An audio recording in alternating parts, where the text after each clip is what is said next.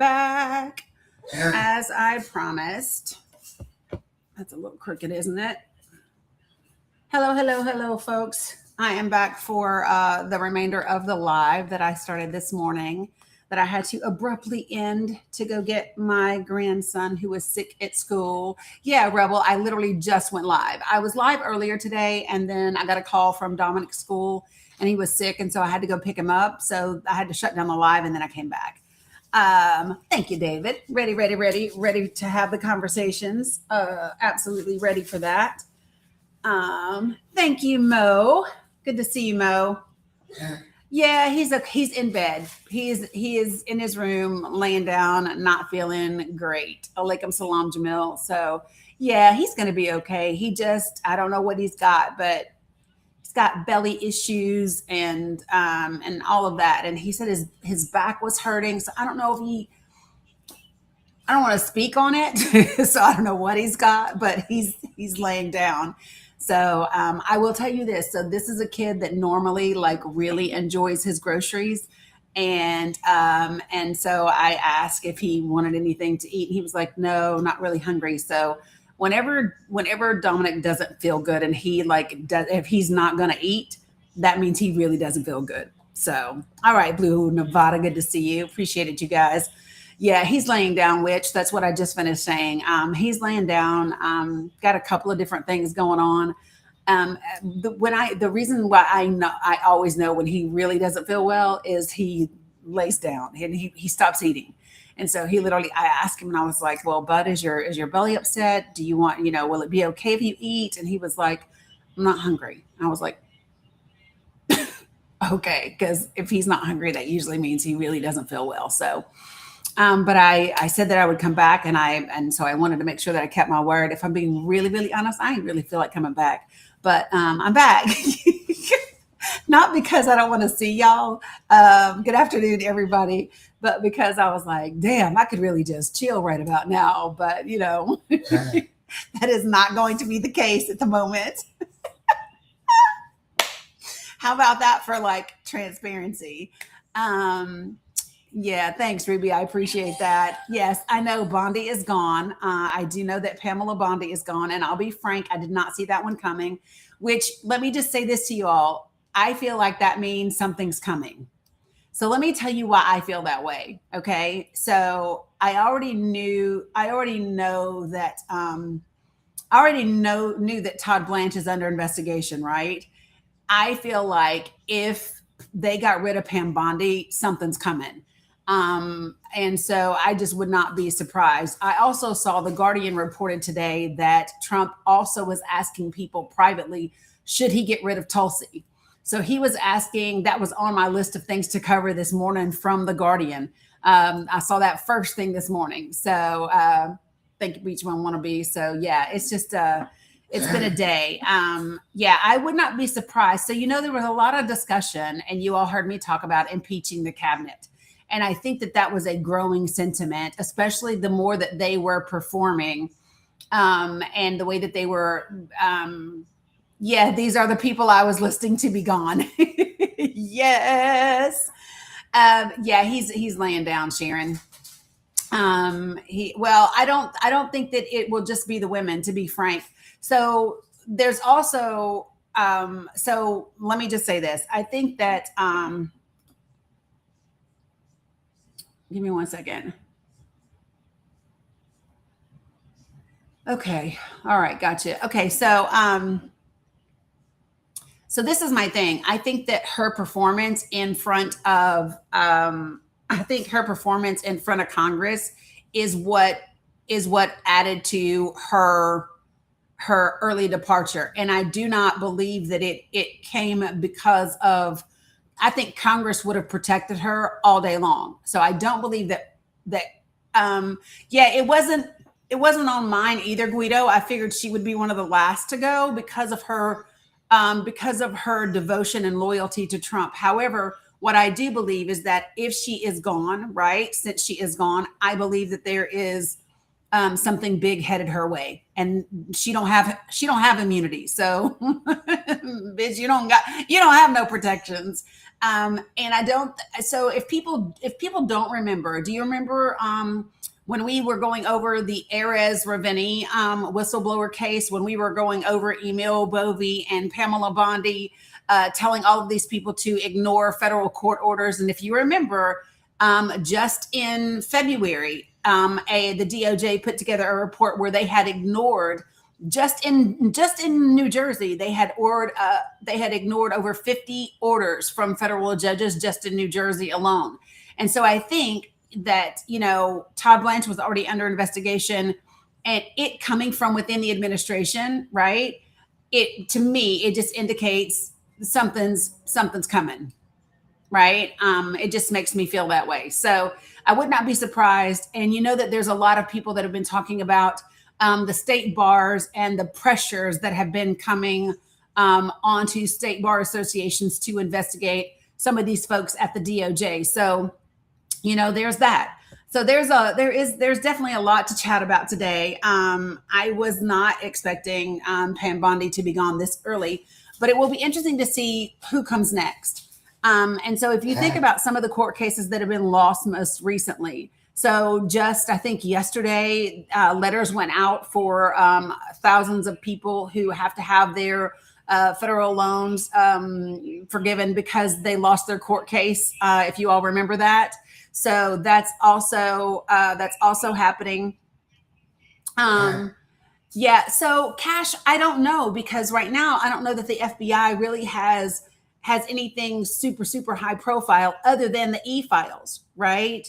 And Bondi got more of that heat than Cash did, right? So it is a busy day. Yeah, I did. So I would say that Pete, it would be my guess for next. And the reason I would say that is because there's a lot of concern about how things are going in Iran. And Guido, I don't know if you're still in here or not, but I will just tell you all this. So we blew through 850 Tomahawk missiles in the first month of this war with Iran. Did you all know that? Yeah. So I don't know if you saw this or not, Guido. Did you see that we blew through 800 Tomahawk missiles in the first month? And we only have a reserve of about 3,000, right? And so, yeah, so the estimates are just to replenish. No, I'm talking about our Tomahawk missiles. I'm talking about our Tomahawk missiles, not drones, our Tomahawks.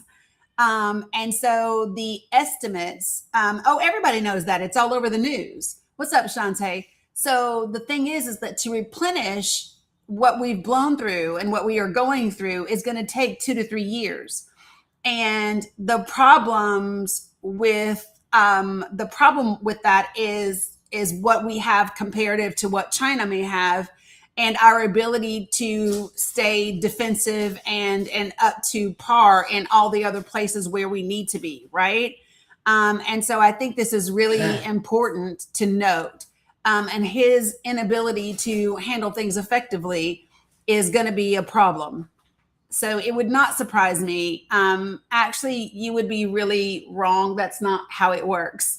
Dadio, no, that's not it. No, we did not give Ukraine a ton of our Tomahawks.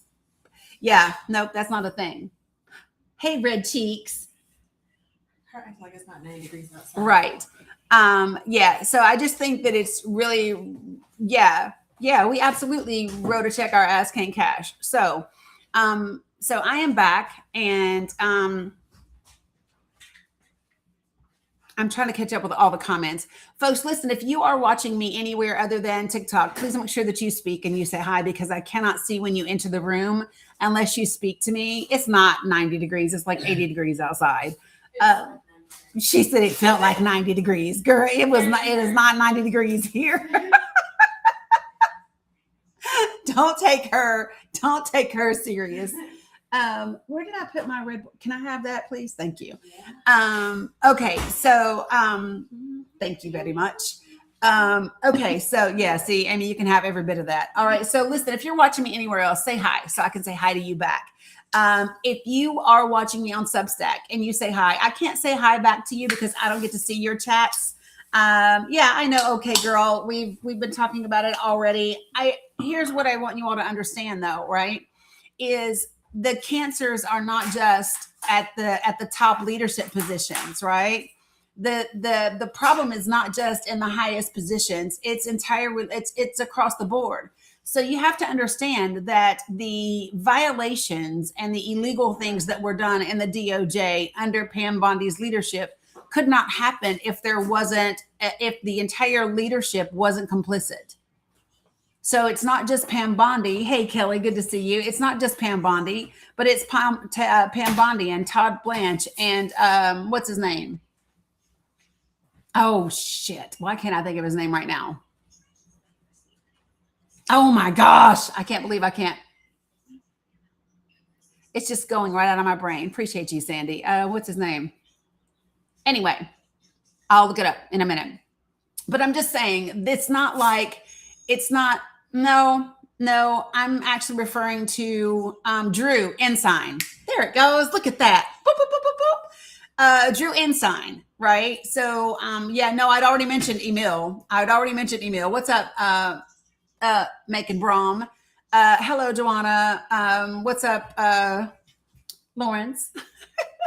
All the people. Okay. So this is a good start, but I think the only reason that Pam Bondi goes down is if something is coming. So I already knew that there were several. So if you don't follow, I keep saying this, but please listen to me. If you do not follow Liz Oyer, do yourself a favor right now.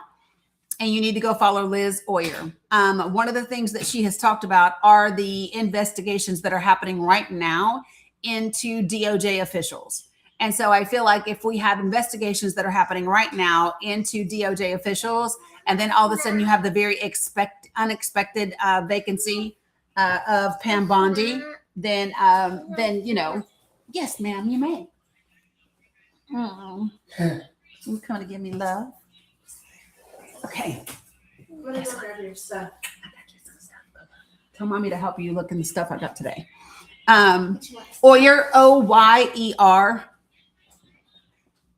She was the former pardon attorney in the DOJ. So it is Oyer, Oyer, Liz Oyer. She is the former pardon attorney, and she is fantastic. And she's incredible. So yeah, I saw that, Lisa, that Lee Zetlin is being floated as her replacement. So we will see what happens. Yeah, she's incredibly smart. But she just was saying last week. She was just saying last week about the policy that they were trying to enact. I don't know if you all saw this or not, but she was talking about the policy that they were trying to enact where DOJ officials would pretty much have immunity. I don't know if you all saw this or not, but Liz was talking about it, and she was saying, what can we do about it, right? About this, because so there was a public comment period, which she shared, and she talked about this public comment period and making sure that it was on the record. And then she said, but part of the reason for that is that there are state bar investigations into many of the members of the DOJ attorneys, including Todd Blanche. So maybe this has something to do with that, but we shall see. We shall see.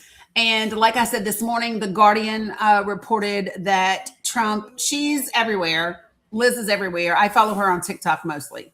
But the Guardian reported this morning that that Trump was asking privately if he should also get rid of Tulsi. And I think that that's one of the reasons why when Tulsi was in front of Congress, she did not answer the questions in a way that outright said that Trump was wrong or that Trump was lying. It's also why her written statement to Congress was different than her verbal statement in front of everyone else, right? And so I think Tulsi was trying to avoid being on Trump's radar in that way, right? Because, Pam Bondi just got too big for her britches. The whole, I'm not going to tell you anything about that. Listen, you open yourself up for speculation and investigation when that happens. I'm not sure. I'm not sure, Shantae. I didn't even look. Like I went to get Dominic. So the reason I got off my live earlier is because Dominic, the nurse, called me from his school, and so he was sick at school, and I went to get him and all of that. But you know, I know you do. Hey, look, I got you guys' fruit snacks that are over there on the thing. Remember, you left them in the car. Look over there on the TV tray. Remember that you got yesterday? Yeah. Wait, you guys have to hear this. Okay, come here, Mila. Come here. I just want you all to hear this. It's just so cute. So she's telling me that she knows how to open the package with the granola bar. But tell him, say, I can open my package with the granola bar. I can open the package with the granola bar. Come here, you got to say it. You got to say it louder so they can hear you. Tell him, say my granola bar. How are you going to say it? It's so cute when she says it. Yeah, she was like, I'm not going to say it in front of everybody, but it's so cute when she says granola bar. Yeah, she was like, nope, I'm out. You heard it, witch. Yeah. Okay. So the other things that I did want to no, she is not camera shy. No, she just don't feel like it today. That's all that is. Yeah. Appreciate it, guys. All right. So appreciate that, friend. Okay. Very unamused. Very unamused. Okay. But the other things that I know that I wanted to talk about today.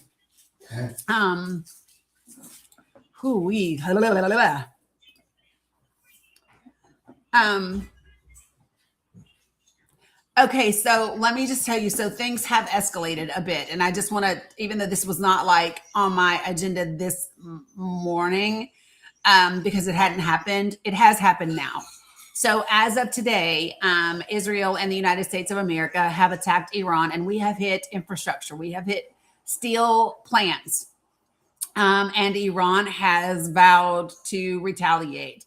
What's up, Virginia? And so you can just bet that that is what's going to happen. And this is the thing that I really want people to understand. I do not want to hear anything. Yep, Letty just came back about 15 minutes ago. I do not want to hear a word when Iran turns around and they go after infrastructure anywhere in the Gulf that when it comes to Israel or our facilities that are in the Gulf, because they have said, if you come after our infrastructure, we are going to come after your infrastructure. And, you know, Mr. Global made a great point about this that I want to make sure that I point out as well. So the Strait of Hormuz, right? The Strait of Hormuz is only going to open if and when China says to. 90% of Iran's oil goes to China. China is their only buyer. They purchase 90% of Iran's oil supply. The Strait of Hormuz would not be closed unless China agreed to it. Okay? And it will stay closed as long as China agrees to it. So there is no discussions about the Strait. Now, if Iran wants to open it, cool.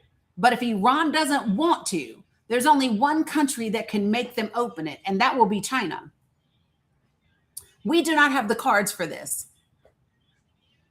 So I just want to be clear, before Israel and the United States of America bombed Iran during our negotiations with them, before that, Iran did not control, they had not shut down the Strait of Hormuz. Before Israel and the United States of America bombed Iran during negotiations, okay? Before that occurred, Iran had sanctions on their oil. They currently do not. Prior to this bombing in Iran, we did not have over a dozen soldiers unalived and hundreds of them wounded, and we currently do now. So tell me, what is it about this war that has been beneficial or that we have won in any way, shape, or form? Because we have not. We do not have a regime change. We do not have any more control over their enriched uranium or not. Yeah, I'm going to go over the letter again today. I went over it yesterday, but I'm going to go over it again today, right? Previously, they had agreed to not enrich uranium past a certain level, and they had zero desire to. Now you can pretty much guarantee that they are going to, because they've said unequivocally the United States of America cannot be trusted. And they are correct. They are correct. And so there's absolutely nothing about this that has been a win for the United States of America or for the world, to be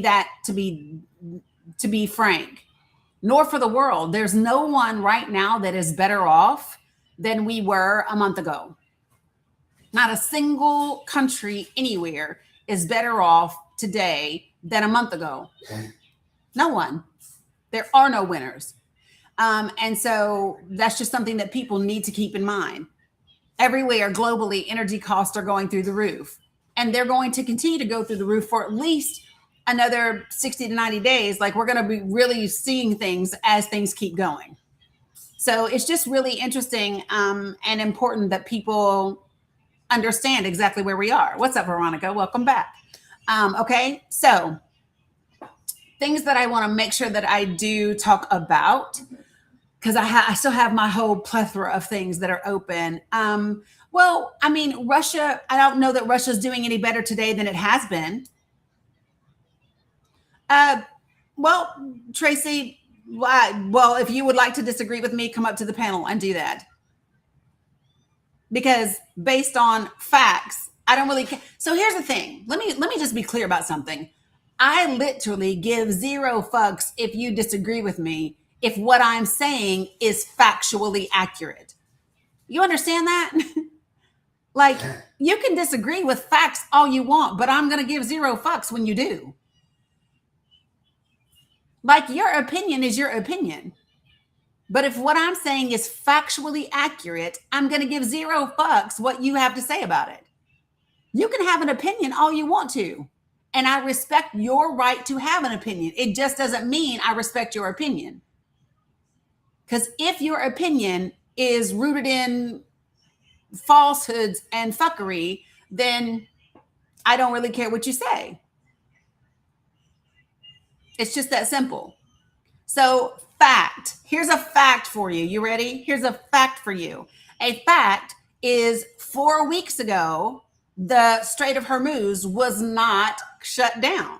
So for the people who are saying, so listen, for this little, for y'all down here in the chat that are like, I feel the same way, and yet your ass is in my live.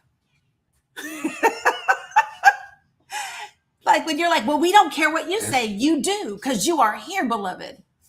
You never see me in your live, do you? You want to know why? Because I don't give a damn what you say. And yet here you are. See how that works?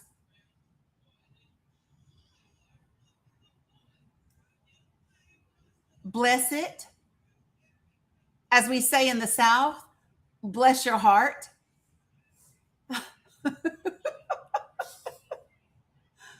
Like, it's just that simple. Y'all show up in my lives like it is Easter Sunday every day. And you ain't been to church with your mama all year. That's how y'all show up. Y'all show up in my lives like it is Easter Sunday every day, and you ain't been to church with your mama in a year. That's how y'all show up here. What's up, Hilda? Y'all just tickle me. Y'all tickle me. So I have been back on about 20, 25 minutes, Lisa. Okay. So, right. Bless it. So again, with my opinion about Pam Bondi being gone is it's earlier than I expected, which to me would indicate something is probably coming her way. Right? There has to be something going on, because Congress would have protected her. You saw that demonstrated during the congressional hearings. You saw the way that the GOP, right, Amy, you saw the way that the GOP came to her defense, right? So something's got to be brewing, and it's got to be something pretty big. Okay. So that's that. And like I said, the Guardian reported today that there are questions that Trump is asking. Should he do the same thing where Tulsi is concerned? Okay. Other things that I want to talk about. So, where do I want to start? Because I have a whole daggone list.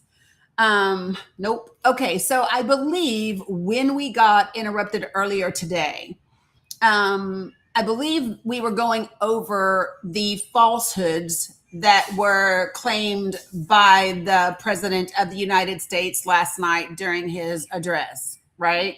I think that's where we were at the time that we got interrupted. So let's start back at the top of that, and then we will go from there. So things that are on the agenda to discuss, to finish discussing this afternoon, it will be Trump's speech. We will go back and revisit, I think, because it's really important, his words about the Saudi prince a couple of days ago. Also, well, she can still be subpoenaed regardless. You know what I mean? If she's still in the administration, they could still subpoena her. It doesn't matter. They have subpoena power regardless. You know, they subpoenaed, Steve Bannon. So the subpoena can happen regardless of where she's at.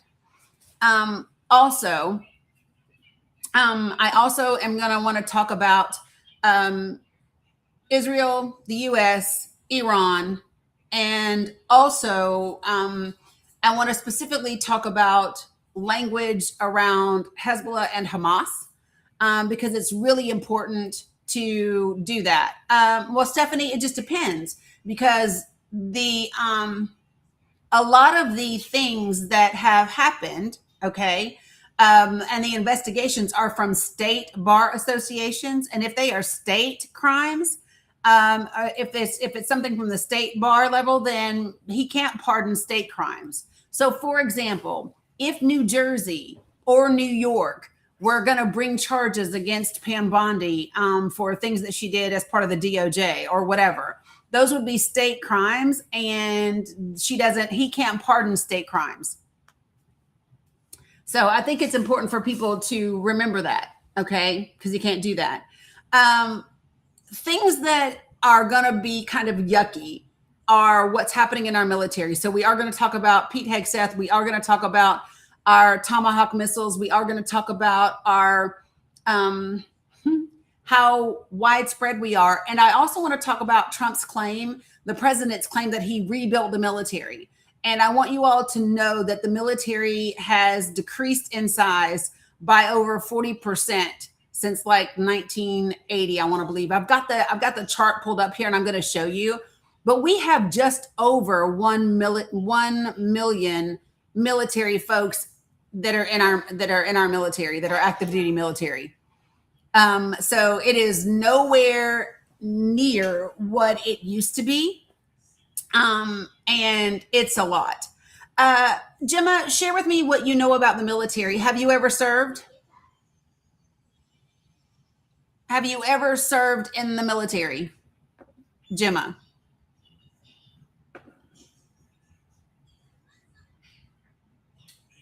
So the purpose of the speech, the stated purpose of the speech was to give an update on Iran. You're a Navy pilot astronaut. Okay, well, come talk to me about the policies that Barack Obama and Joe Biden did that caused a reduction in military active duty folks. Come share that with me.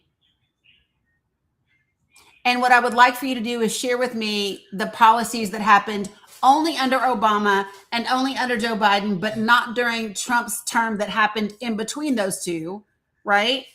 So I think it's important because it's been on a steady decline ever since then, right? You want to talk about that, right?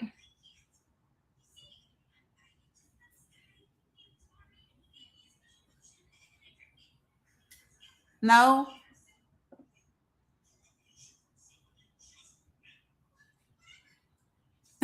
I'm asking. I know she saw no, I saw she said no thanks.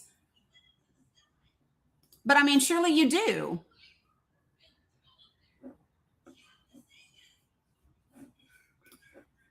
I mean, if I went into someone's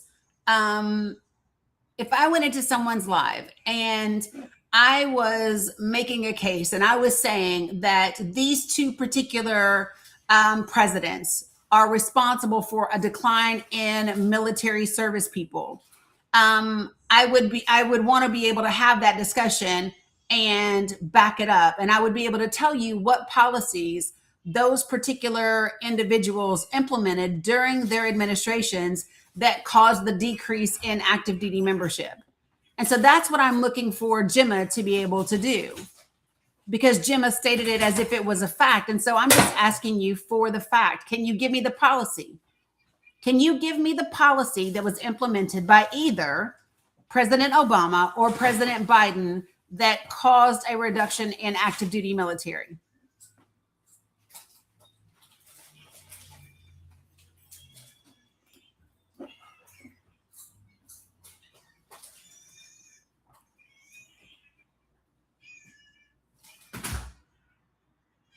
I'm looking for some specifics.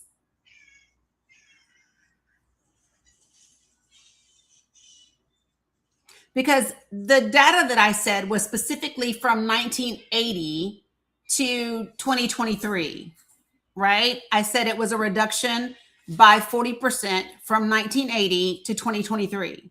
So I believe in 1980, we also had Ronald Reagan that was the president of the United States of America. I think we also had Bill Clinton in there during that time. So can you share with me how only Barack Obama and Joe Biden were the cause of the reduction in military? Because, I mean, just in case you want to know, Gemma, the greater reduction periods actually weren't during the Obama or Joe Biden years. So let me show you the graph and the actual factual data, Gemma, in case you want to talk about it later.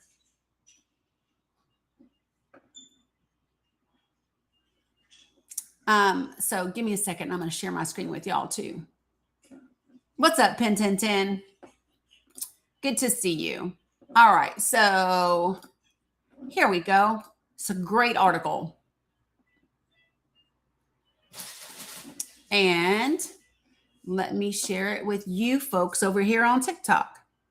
Because, you know, I'm a big believer in being able to give people the data that you're talking about, right? I'm a big believer in that.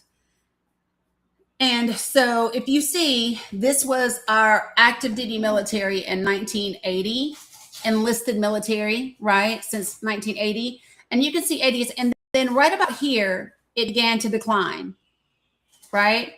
And then what you can see is when you get to 2007, it's about the same. And then, oh, look, during the Obama years, it goes up a little bit. You see these Obama years happening right about here? Then we have a dip in the second term. And then look, during the Biden years, look what happens during the Biden terms. Look right here. Now look at that. But I don't think that Obama was president during this time right here. And I don't think that Joe Biden was the president during this time right here. I'm pretty sure that neither one of them were president during this time frame right here. I'm just being clear. Okay? So it is very important, especially when we talk about our military, that we do not make things partisan when they are not. The military has struggled to in recruitment for a long time, and it might be because military pay sucks. It might be because veteran services, when you get out of the military, sucks. It could also be that veterans do not receive the appropriate care that they deserve to have afterwards. It sucks. Like I could give you something that you might think is partisan, but it's really not. Let me show it to you. So right now, here's what I'm gonna type in. You ready? Veterans losing homes due to Trump administration ending program 2026. That's what I just typed in. Huh, and here it is. You ready? Here's the article. I'm going to share it with you because, I do want to be able to give you facts since we want to talk about it. Right. So here we go. Gemma, I hope you're still here. I hope you are still here, Navy pilot astronaut. I want you to be still here. Trump's VA killed a home loan program. Vets are now losing their home because of it. This is from this morning. Okay. Love that besides. And now if you look, more than 10,000 veterans lost their homes to foreclosure since May of last year when the Trump administration shut down a key safety net in the VA home loan program, according to the latest industry data. That is the highest pace of foreclosures for VA loans in a decade. Another 90,000 vets are headed towards foreclosure. So, Gemma, do you want to talk or no?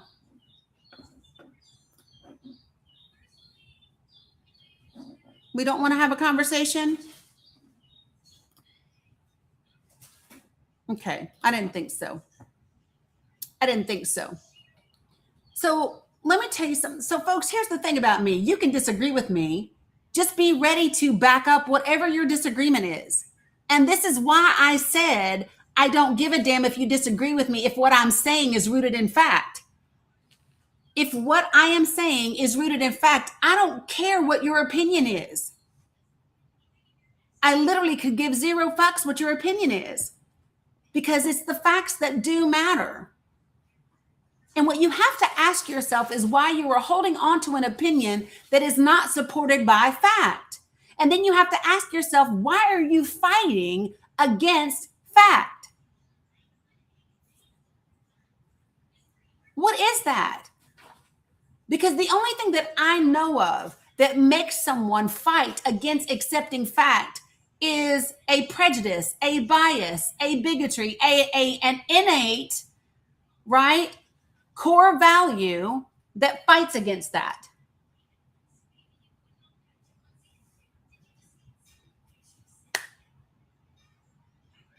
And that's the thing. Like I can absolutely have conversation about facts about Democratic or Republican administrations that I don't support, that I don't like.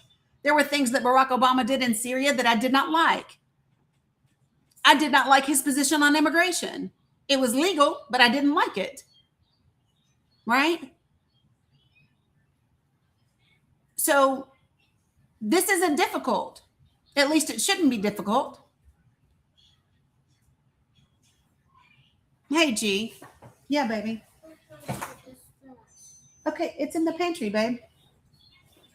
Okay.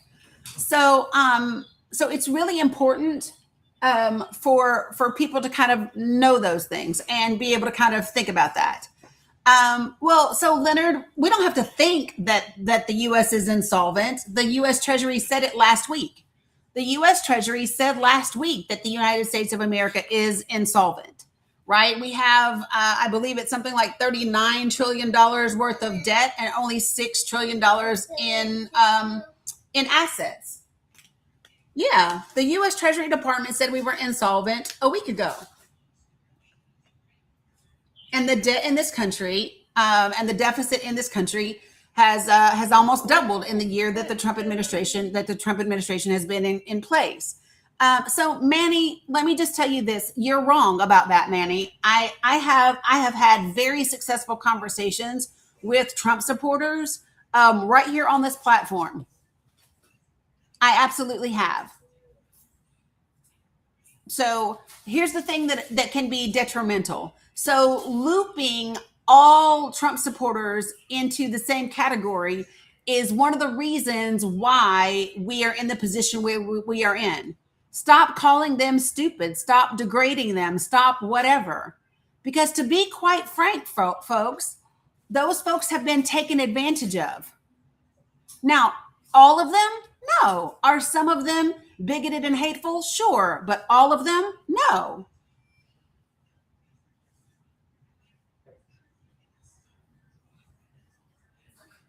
And so this is really important for people to be able to grasp.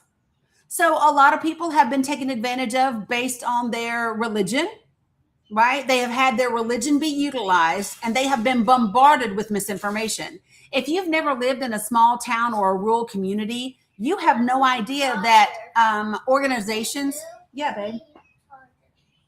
Okay, you can use this one for right now. So you have no idea that, for example, Sinclair Media Group, right? They own all of the TV. They own damn near, I think, all of the media in most rural towns and small towns throughout the country. They are an extremely right-leaning news organization.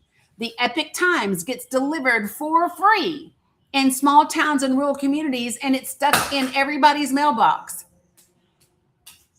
It's one of the reasons why Republicans have the type of pull that they have in those communities. They never stop campaigning in those communities ever.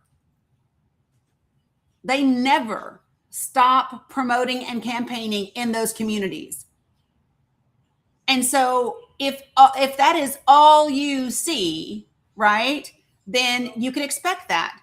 And people are going to be taken advantage of based on their faith and all of the information that they get, if that is all they know. And before you say, oh, well, they have social media, the vast majority of the time, the social media that you end up engaging in is something that is going to confirm your bias already, because the algorithm shows you what you enjoy and what you interact with all the time.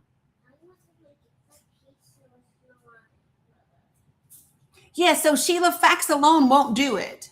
Facts alone does not do it in the conversation. Not just about what you say in the conversations, it is about how you say it and what you are looking for in the conversations, because they are different. They are very different. Cerebral Prodigy, you keep talking about this executive order. Would you like to discuss it? I just sent you an invitation to the panel. Come discuss it with me.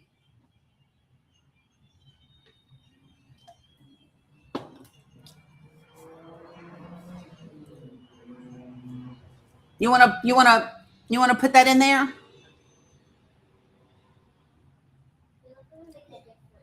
You keep typing the same executive order number. Would you like to come discuss the executive order? So I want you all to remember something, that executive orders are not law. Executive orders are just that. They are executive orders. And what has to happen after that time frame is you have to have the agencies and the departments of the federal government that are impacted by that executive order actually fulfill how that executive order is put into practice.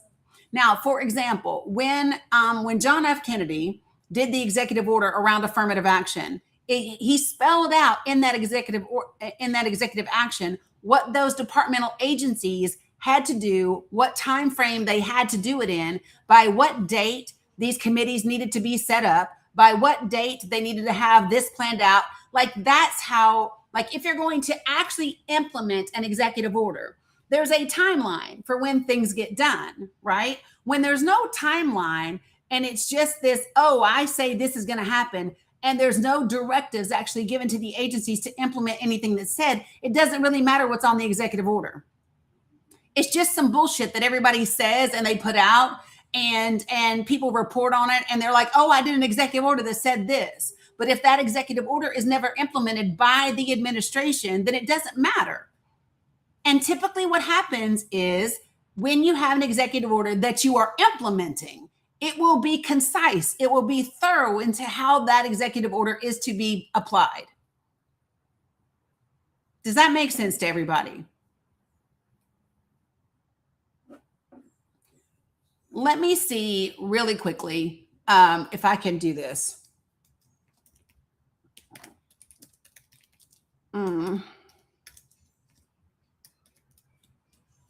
Yep, that's what I want.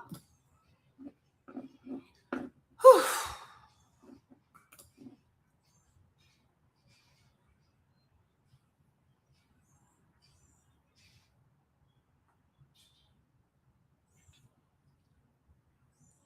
Okay, so I'm going to show you what an executive order looks like when you are when you are actually going to implement something. So can somebody give me, let me just Google it. He said Trump's executive order veterans promises. That's what he was referencing in the chat, right, you guys? Keeping promises to veterans or some shit like that. I got it right here. So I'm going to show you how this looks. So let me see what they're going to say.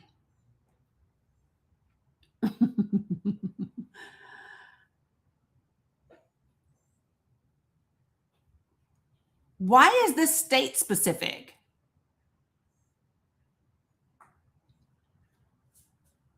I didn't even bother to read this executive order, to be honest, because you can't really like keep promises to veterans while you are literally decreasing the staff at the VA, right? Like those two things don't go together.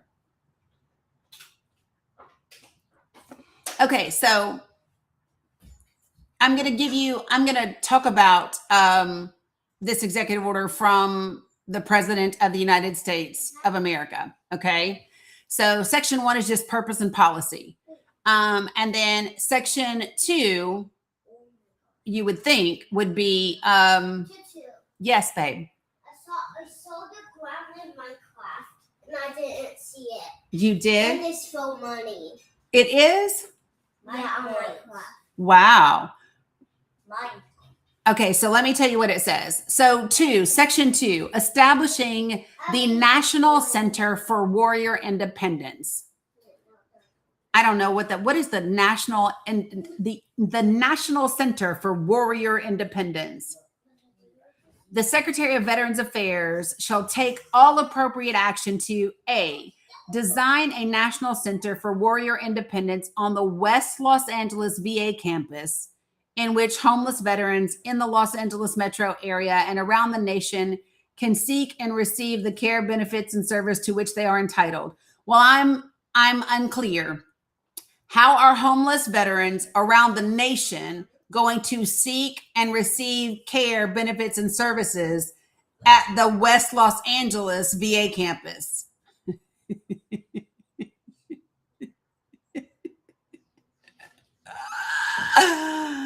That was A. B, work with other municipalities and VA facilities to ensure that homeless veterans outside the LA metropolitan area who want to avail themselves of the National Center for Warrior Independence are provided the means to do so. In what way? In what way? What does that mean exactly? And by the way, there's already a homelessness program in the VA.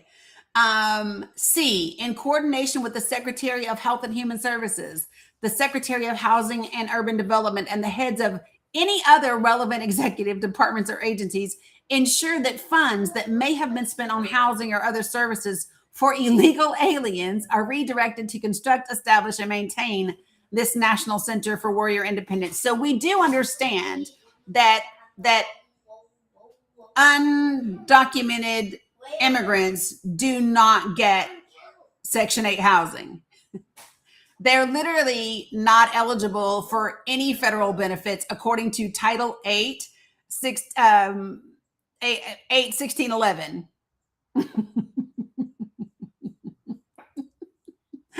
Next, work to restore self-sufficiency and the warrior ethos among homeless veterans through any guidance, requirements, or services needed to ensure that homeless veterans can access housing, receive substance abuse or addiction treatment, and return to productive work and community engagement. In what way?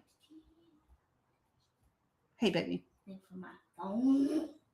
Like, in what way? So I just want you all, do you understand how this is a bullshit executive order that doesn't mean anything?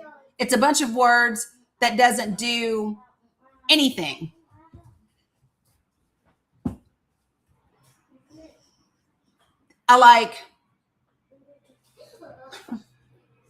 One is about something at a VA hospital. The other one is about a VA medical center in New Hampshire. One is about a VA medical center in Manchester. Like, it's just nothing. Right. Smoke and mirrors. That's it. So the difference would be, this is from JFK. And this is Executive Order 10925, establishing the President's Committee on Equal Employment Opportunity. And he goes through all the whereas, and then he gives you the now, therefore, concepts of a plan. Virginia, exactly. He says, Section 102, the committee shall be composed as follows. So listen to this. So Section 101 for JFK's executive order says, there is hereby established the President's Committee on Equal Employment Opportunity. The committee shall be composed as follows. The Vice President of the United States, who is hereby designated chairman of the committee and who shall preside at meetings of the committee. B, the Secretary of Labor, who is hereby designated vice chairman of the committee and who shall act as chairman in the absence of the committee. The vice chairman shall have general supervision and direction of the work of the committee and of the execution and implementation of the policies and purposes of this order. C, the chairman of the Atomic Energy Commission, the Secretary of Commerce, the Attorney General, the Secretary of Defense, the Secretaries of the Army, Navy, and Air Force, the Administrator of General Services, the Chairman of the Civil Service Commission, and the Administrator of the National Aeronautics and Space Administration. Each such member may designate an alternate to represent him in his absence. D, such other members as the president may appoint from time to time. So this didn't just say, put together a committee and send me a report. This said, this is the committee, and these are all of the people that must be a part of that committee. Do you understand the difference between the first executive order that I read to you and this one? This one is specific. This one actually has details on how to implement such a thing, right? So this is the next part of JFK's executive order, which is very different from what we just read. So listen to this. An executive vice chairman designated by the president who shall be ex officio a member of the committee. The executive vice chairman shall assist the chairman, the vice chairman, and the committee. Between meetings of the committee, he shall be primarily responsible for carrying out the functions of the committee and may act for the committee pursuant to its rules, delegations, and other directions. Final action in individual cases or classes of cases may be taken, and final orders may be entered on behalf of the committee by the executive vice chairman, and the committee so authorizes. Section 103. But I just want you to, and then there's a whole nother part two. The non-discrimination in government employment. There's a whole section, part 3, about governmental contracts. I just really, it's an actual plan, not concepts of a plan. It even does a subpart A about contractors agreements and subcontractors agreements. And then there's a subpart B for labor unions and representatives of workers. Then there's a subpart C for the powers and duties of the President's Committee on Equal Opportunity and of contracting agencies. You do understand, like, and then there's subpart D, sanctions and penalties. Subpart E, there's certificates of merit. Part 4, miscellaneous. Like, literally, this is a actual plan. That's the difference. That is the difference. And it would just behoove people to understand how executive orders actually work and what they do and don't do. An executive order is nothing unless you actually have a plan that details how that is implemented, at what level, at what time frame, and what that looks like. Okay?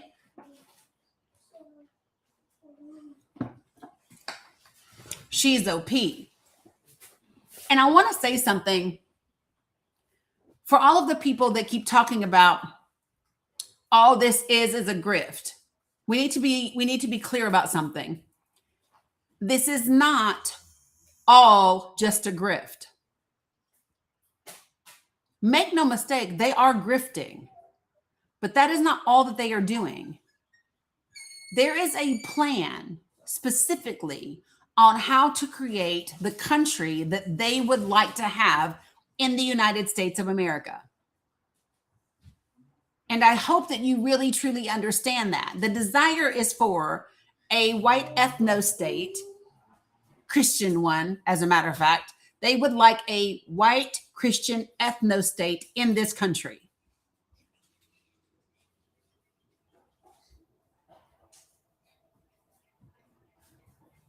So do not talk about it's just a grift, because it's not. What does that mean? Okay, so what that means is we have people of varying belief systems and ideologies that, yes, Christianity, absolutely. Yes, we're going to call it exactly what it is. It is exactly a Christian state. Okay, so these are the roads of intersection. These are the roads of intersection in this country right now. You have white nationalism, you have Christian nationalism, and then you have Christian Zionism.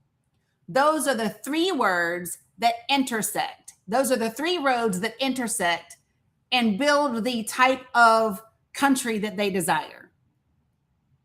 So I'm gonna give it to you again. It is the road of white nationalism, it is the road of Christian nationalism, and it is the road of Christian Zionism. And those three roads intersect to create the society that they want to be here in the United States of America.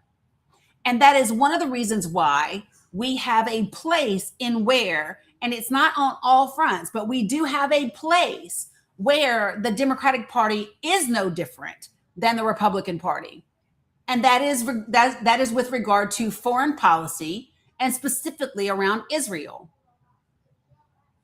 You will not see Republicans and Democrats agree, and I'm talking about in Congress, on much of anything except that. Foreign policy is where you will see very little distinction between the Democratic Party and the Republican Party, especially when you get into the Israel piece of it. Yeah, so Aaron, I disagree. And I disagree based on what they have told me they desire. So you don't write a 900-page playbook outlining Christian doctrine and talking about the natural order of God, specifically with regard to sex and gender. And you don't implement policies that specifically target Black and brown people. You don't do that if it is not aligned with religion and race. And I think that this is something that people really need to be able to wrap their head around. Yeah, those people are not crazy, Aaron. They are not crazy.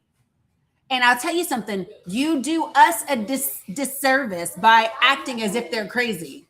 They're not crazy. I need you to get rid of Donald Trump and put him out of your mind because he's not behind this. Yes, baby. I need to be very clear about this. He's not behind this. They are not crazy.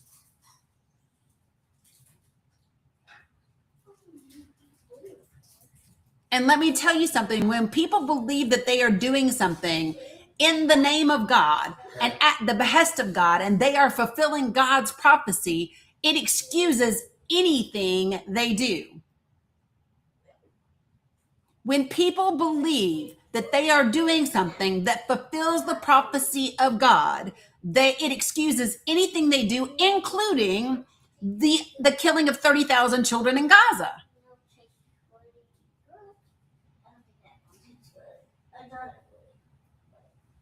And that has been the history all the time. And I'm just going to also say this, folks, for the people that keep saying this is not real Christianity, what I would like for you to do is demonstrate for me a time in history where Christianity was not this. And I'll wait. Demonstrate for me a time in history where Christianity was part of the ruling power and was part of the law where this was not the case.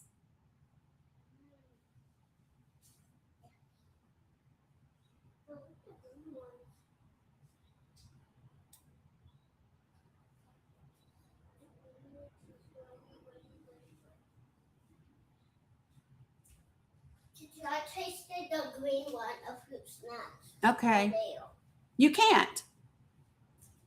You can't. That's the point. You cannot. So when people say all the time that they're not real Christians, show me a time when the people in power that have been utilizing Christianity did not use it for this purpose. Show me a time. But because it was Christianity that justified the G-side of Native Americans. It was Christianity that justified telling Native Americans they are not allowed to speak their language, sing their songs, dress in their attire. It was Christianity that said, kill the Indian, save the man. It was Christianity that justified the enslavement of Africans in this country. It was Christianity that was used for all of those things.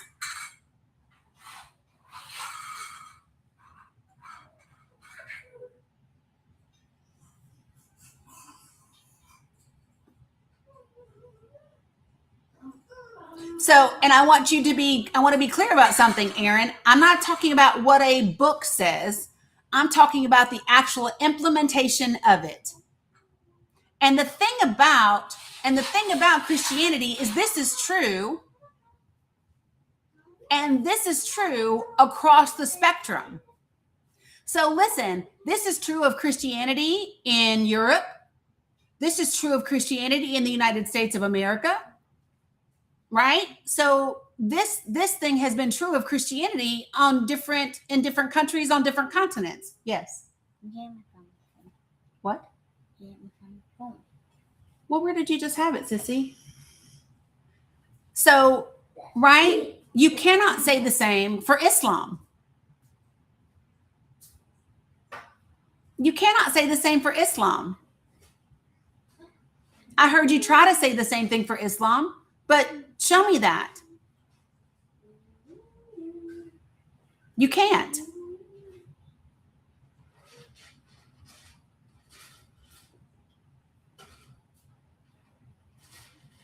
"9/11 has nothing to do with Islam.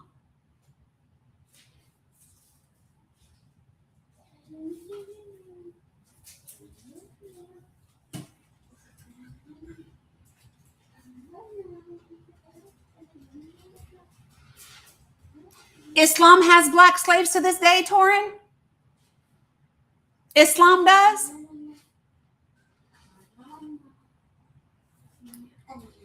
Again, no, Aaron, listen, if we're going to talk about what the books say, right? There is scripture where Jesus said, bring the non-believers before me and kill them.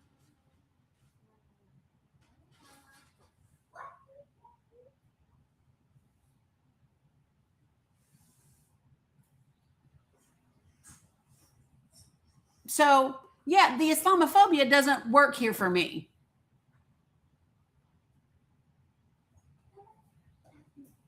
Yeah. Aaron, you would be incorrect.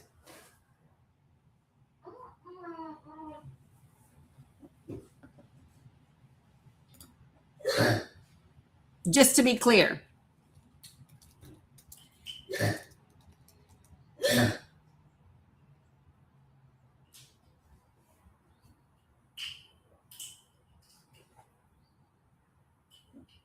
And just to be also clear, Islam actually, slavery is illegal in the Islamic faith.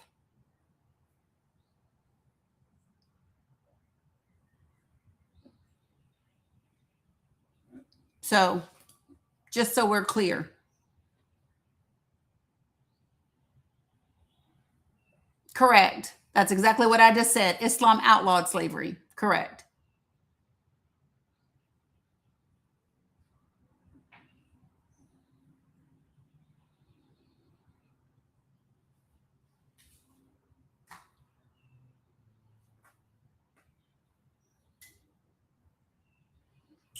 So, again, folks, listen, we are talking about what is being utilized in the United States of America. Okay? And Aaron, if you would like to join this panel, feel free to do so. Okay. So what I am specifically addressing is what is happening in the United States of America. And I'm going to repeat what I just said again. The three specific roads that are being used in the United States of America are white nationalism, Christian nationalism, and Christian Zionism. Those are the three leading that are being used in here. Okay? That is what's happening in the United States of America. And those are just like, that's just it.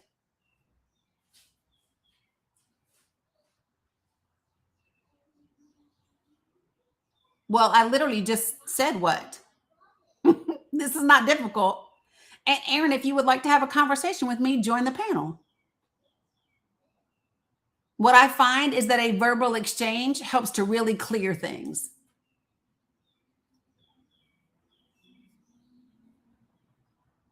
Okay? So, again, when we look at what is taking place here, and the whole point that we were talking about is that this is not just about a grift. It's not. Okay? Now, if you have things that are, how can I say this? If you have prejudice or bias or bigotry that is driving your statements, those are not my responsibility. Those are yours. Okay? So, like, if you're someone that is still referring to Barack Obama as a Muslim, you're probably either racist or Islamophobic or both. And so what does that tell me? That tells me you're not someone that I want to have a conversation with because you're not interested in facts. You're interested in your bigotry. And I am not. You know? It's just one of those things. And I don't engage with ignorance.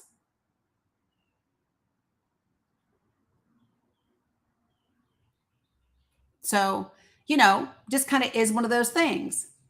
And this is why the people that are saying that are staying in the chat. Right? Of course, that's why. So again, here we go on to some more facts, okay? Because y'all don't really like them too much, but we're going to talk about them anyway, okay?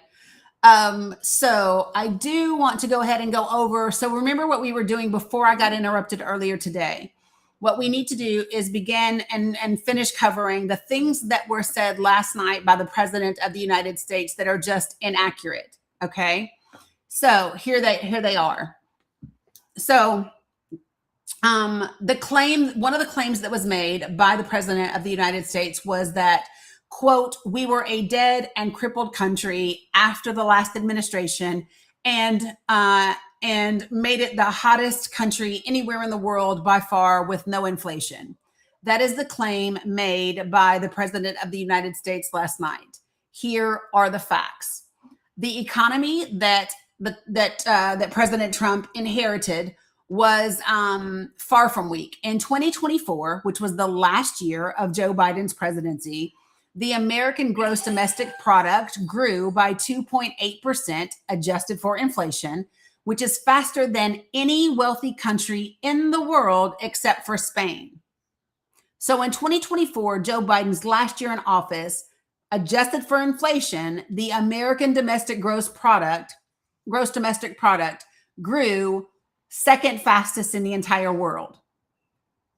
It also expanded at a healthy rate from 2021 to 2023. Last year, in fact, U.S. economic growth decelerated under the Trump administration. So under the Trump administration, it decelerated from that 2.8 American gross domestic product to 2.1%. So under the Trump administration, Nini, I read it yesterday and I'm going to talk about it again today. So under the Trump administration, our growth actually decreased. Okay. Also, when we talk about inflation, inflation has not gone anywhere. The consumer price index was up 2.4% in February compared with a year earlier, right? And it's still above the Federal Reserve's 2% target. Okay. The next claim, quote, regime change was not our goal. We never said regime change, but regime change has occurred because of all of their original leaders' death. They're all dead. The new group is less radical and much more reasonable. Okay. This is what the president claimed last night. That's actually incorrect. So we need to understand the makeup of Iran's leadership. So you have the IRGC, and then you have their civilian leadership. Their civilian leadership has very little impact, very little say, very little control over the IRGC. And it has been, the civilian leadership in Iran has been like not even touched by this war. Now, the IRGC has not had a regime change, okay? So even though the Ayatollah was in fact unalived, he was simply replaced by his son, who is believed to be not only shared the beliefs of his father, but he is considered to be more conservative, more of a hardline supreme leader than even his father was. So when the president of the United States says that, so just think of it like this. So like, seriously, it's just two leaderships. So there's civilian leadership, just like our president is. And then there is the IRGC leadership, which is the militant side. And these guys don't get to tell these guys what to do. It's just that simple. So, the IRGC was simply replaced by his son. That's it. Ali Khamenei, right? When he was killed, he was just replaced by his son. And his son is even more extreme, more hardline than his father was. So when the president of the United States tells you that the new leadership in Iran is more reasonable and willing to negotiate, he's outright lying to you, because that's not true. And for every leader that has been killed during this war in the IRGC, there has been someone to immediately step in and take their place. And they have said that that is the case. They have explained that for every person in leadership, they expect to be targeted, and they have a bench that is 4, 5, and 6 person deep. Okay, so just saying that. The next claim that the president of the United States made last night was, quote, this murderous regime has also recently killed 45,000 of their own people who were protesting in Iran. Appreciate you deliberately. The facts, that's not true. So a US-based human rights activist news agency, which has been accurate in multiple rounds of demonstrations in Iran, said that it has confirmed the deaths of just over 7,000 people in the nationwide protests that reached their apex in January. Okay. And the total arrests, not unalivings, the total arrest has been a little more than 53,000. So deaths, 7,000, arrests, 53,000. Okay. Now, the Iranian government says that the only time that they've given a toll has been January 21st, and they said it was 3,117. Okay. It's important to also know that the president previously said that the IRGC had killed 32,000 people during their protests. Now he has changed that number to 45,000. If you know anything about the president of the United States, numbers are not his strength, and they do tend to change from time to time, depending upon who he's talking to, what day of the week it is, and if somebody has written it down for him beforehand, and if he sticks to the teleprompter. So numbers are not his strength. Okay. The next claim. The next claim from the President of the United States, quote, "We are not totally independent of the Middle East, and yet we are there to help. We don't have to be there. We don't need their oil," right? Now, this is really important to understand, is that it is true that we are by far the world's leading producer of oil, right? And the oil that comes from the Persian Gulf is about 8.5% of all of our oil imports, right? But that doesn't mean that we are not impacted by what's happening in the Middle East, right? Oil is a commodity and the price of it is a global market. Okay. So disruption anywhere affects the prices everywhere, which is why the price, right, of benchmark US crude oil is up more than 50% since the Iran war began. And that is why now gasoline prices in the US is the average price is now $4 a gallon. Okay? Yes, baby. I don't know where it is. I don't, baby. You had it in your hand. And I can't call it because I'm on, babe. So you guys have to find it.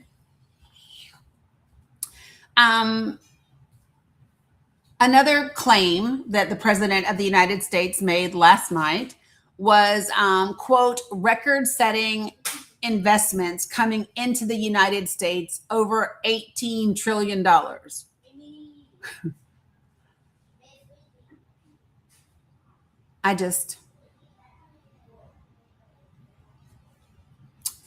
Oh my Lord. Okay, so there's no evidence that he has secured any such domestic and foreign investment in the U.S.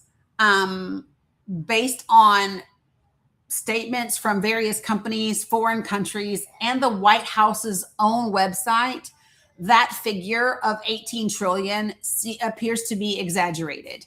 The White House website itself offers just $10.5 trillion. And that figure includes investments that were made, the commitments were made under the Biden administration. So there was also a study that was published in January. Okay. The study that was published in January indicates that actually only $5 trillion has been pledged to be invested in the United States of America under this administration. Okay. 5 trillion. It's a big difference between 18 and 5. As I stated earlier, numbers are not his strong suit. And they do tend to vary greatly. So, another claim that he made, and this one I hear a lot from people that pop up here in the chat, just regurgitating whatever they've heard. And it's, quote, Obama gave Iran $1.7 billion in cash.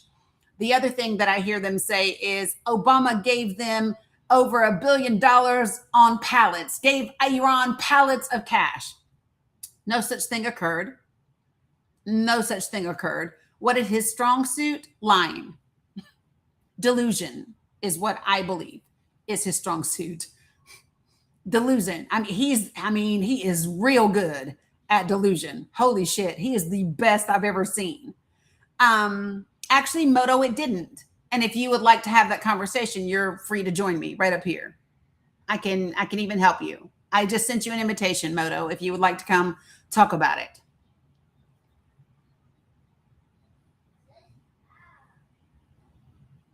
Moto, are you coming?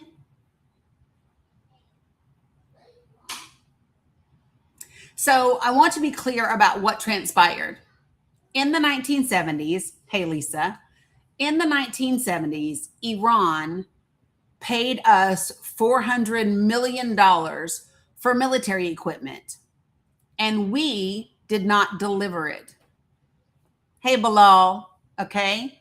So I want to be clear about this again, okay? So Iran in the 1970s gave us $400 million for military equipment, and we never gave it to them. Okay? So because of that, once 2015 happened, do y'all know what happened in 2015? President Obama and Iran came to an agreement around its nuclear proliferation, its nuclear capacities, right? And when we did that, because that matter was settled, right, the JPOA, we agreed to give them back their money plus interest. Okay? So that's what we did. We simply gave them back the money we stole from them plus interest. They paid us $400 million for military equipment. We never gave it to them. We owed them interest. We gave it to them. That's what we're supposed to do. Okay? So just to be clear, and if you're upset about giving Iran anything, this current president of the United States just lifted the sanctions off their oil, give them about $14 million damn dollars in the middle of a war against them. Like, real talk. The president that we are in right now, the president right now just gave them millions of damn dollars by lifting the sanctions off their oil while they are fighting our people.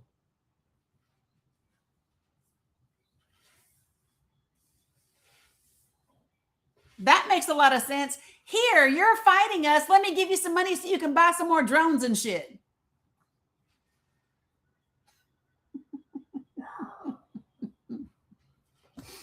What's wrong with y'all? So that is summed up the main claims that the president of the United States made last night that were very inaccurate. Okay. I also want to focus, I want to share something with you all. So how many of you all are aware that during the first Trump administration and the second administration, is it millions or billions? I don't know. I don't even know what I said, but let me just give you this. Are you ready? What are y'all both talking about?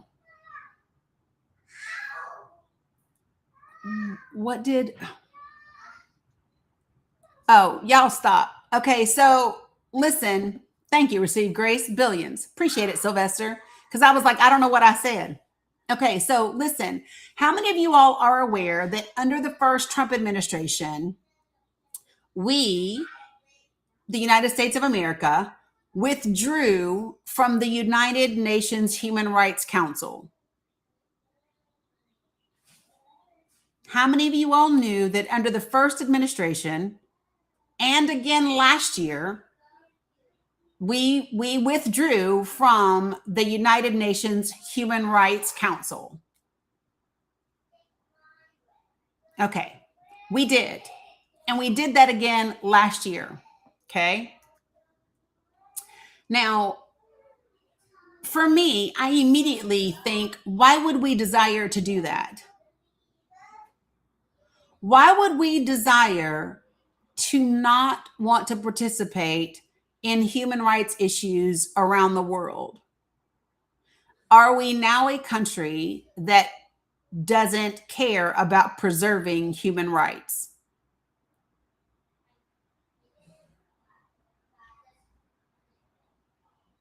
Right?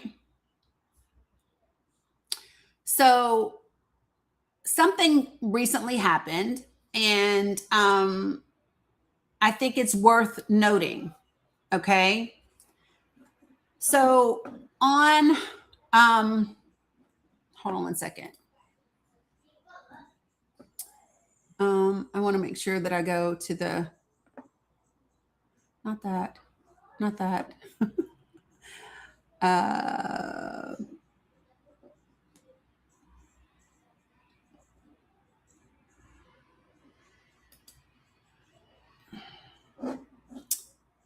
Did I close it already?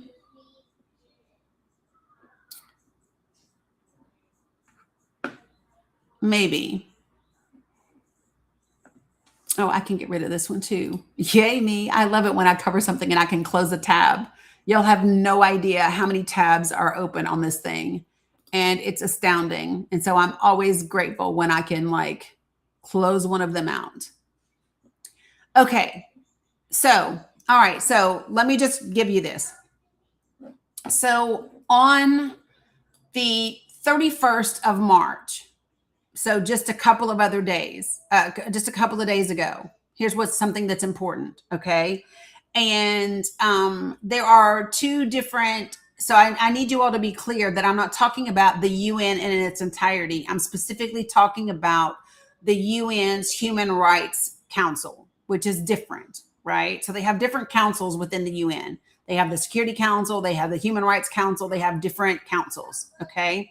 And on March the 31st, there was a vote on the UN Human Rights Council with regard to, and I need to pull it back up because I want to read it to you all because I think that this is really important, okay? Give me 1 second. Yep, that's what I want. I love it because I had it pulled up. Okay, so I'm going to read to you all this, the resolution, okay?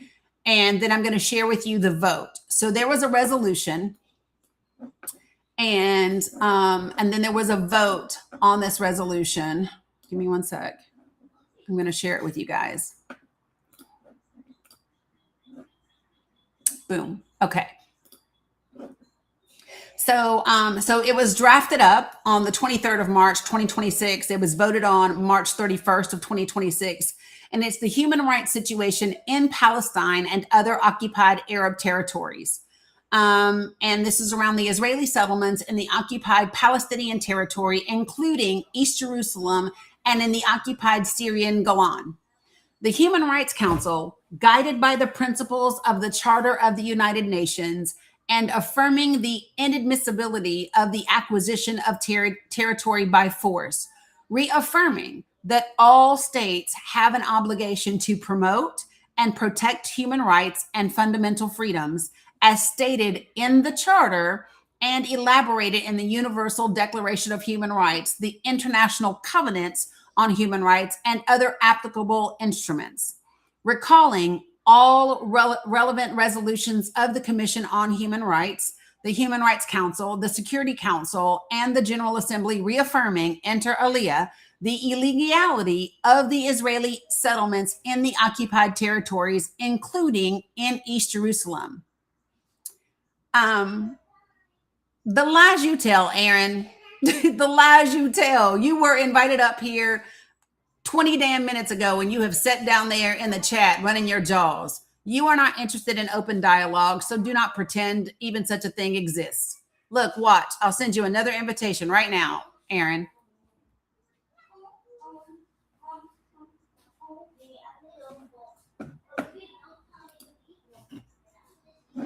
Come on, Aaron, now. We ain't got all day.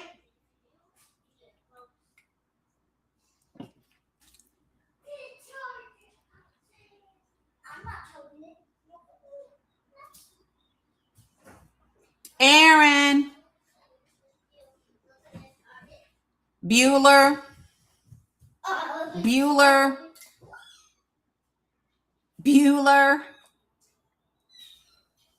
Right. Okay. So I'm going to keep reading. I don't care, honey. All right. So here we go. Recalling also all relevant United Nations reports, including reports by mechanisms of the Human Rights Council, and calling upon all duty bearers and United Nations bodies to pursue the implementation of the recommendations contained herein, noting the ascension of the state by the state of Palestine to several human rights treaties and the core humanitarian law conventions, and its ascension on 2 January 2015 to the Rome Statute of the International Criminal Court, reaffirming the applicability of the Geneva Convention relative to the protection of civil persons in the time of war of 12 August 1949, the Fourth Geneva Convention, to the occupied Palestinian territory, including East Jerusalem, and to the occupied Syrian Golan. recalling the declarations adopted at the conferences of high contracting parties to the Fourth Geneva Convention held in Geneva on 5 December 2001 and 17 December 2014, and reaffirming the states should not recognize as lawful a situation arising from breaches of preemptory norms of international law, affirming that the transfer by the occupying power of parts of its own civilian population to the territory that it occupies and the forcible transfer of the protected Palestinian population constitute grave breaches of the Fourth Geneva Convention and relevant provisions of customary international law, including those codified in the protocol additional to the Geneva Conventions of 12 August 1949 and relating to the protection of victims of international armed conflicts protocol 1. Somebody already did, hazel-eyed girls. Somebody already did. So listen, let me just tell y'all this, okay? Y'all gotta stop. Y'all literally have to ignore the bullshit. The trolls will get them and they will block them and they will mute them. One picture of somebody's aspirations should not be that distracting. Okay? I'm not sure what you mean when you say something sounds off, Audra. I don't know what you mean. Like, I'm just saying. Literally, y'all act like you're in middle school sometimes. Like somebody draws a picture of a member and y'all about, like, come on, y'all. Salam Aziz. Okay, so listen. Yeah, I have ADHD, so I hear you, but I'm just saying.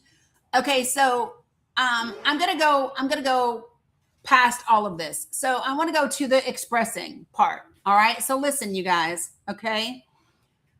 Expressing grave concern at the continuing construction by Israel of its illegal settlements and the illegal wall inside the occupied Palestinian territory, including in and around East Jerusalem, in violation of international law, and expressing its concern in particular at the route of the wall and departure from the armistice line of 1949, and in such a way as to include the great majority of the Israeli settlements in the occupied Palestinian territory, including East Jerusalem, thereby, and this part's important, causing humanitarian hardship and a serious decline in socioeconomic conditions for the Palestinian people, fragmenting the territory contiguity of the territory and undermining the viability of a Palestinian state, creating a fait accompli on the ground that could be tantamount to de facto annexation in departure from the armistice line of 1949 and making the two-state solution physically impossible to implement. Expressing grave concern also at unlawful legislative and administrative measures adopted by Israel in the occupied Palestinian territory, including recent decisions in 2026 to impose Israel land registration procedures in the occupied West Bank for the first time since 1967, to reclassify extensive areas of occupied Palestinian territory as Israeli quote-unquote state land, to abolish existing prohibitions on the transfer and sale of occupied land to Israeli settlers, and to consolidate Israeli control over land administration, planning, and enforcement throughout the occupied Palestinian territory, entrenching Israel's unlawful presence and deepening de facto annexation in violation of international law, and recalling that Israel, as the occupying power, has no sovereign rights over the occupied Palestinian territory, and that unilateral measures to change the physical character, the demographic composition, the institutional structure, or the status of the Palestinian and other Arab territories occupied since 1967, including Jerusalem, or any part thereof, have no legal validity, and that Israel's policy and practices of settling parts of its population and new immigrants in those territories constitutes a flagrant violation of the Geneva Convention relative to the protection of civilian persons in times of war, and also constitute a serious obstruction to achieving a comprehensive, just, and lasting peace in the Middle East, as affirmed by the International Court of Justice and relevant UN resolutions. Now, they go on and they actually give outlines as to what Israel is supposed to do as a result of this vote. And I'm going to post this in the link tree for people.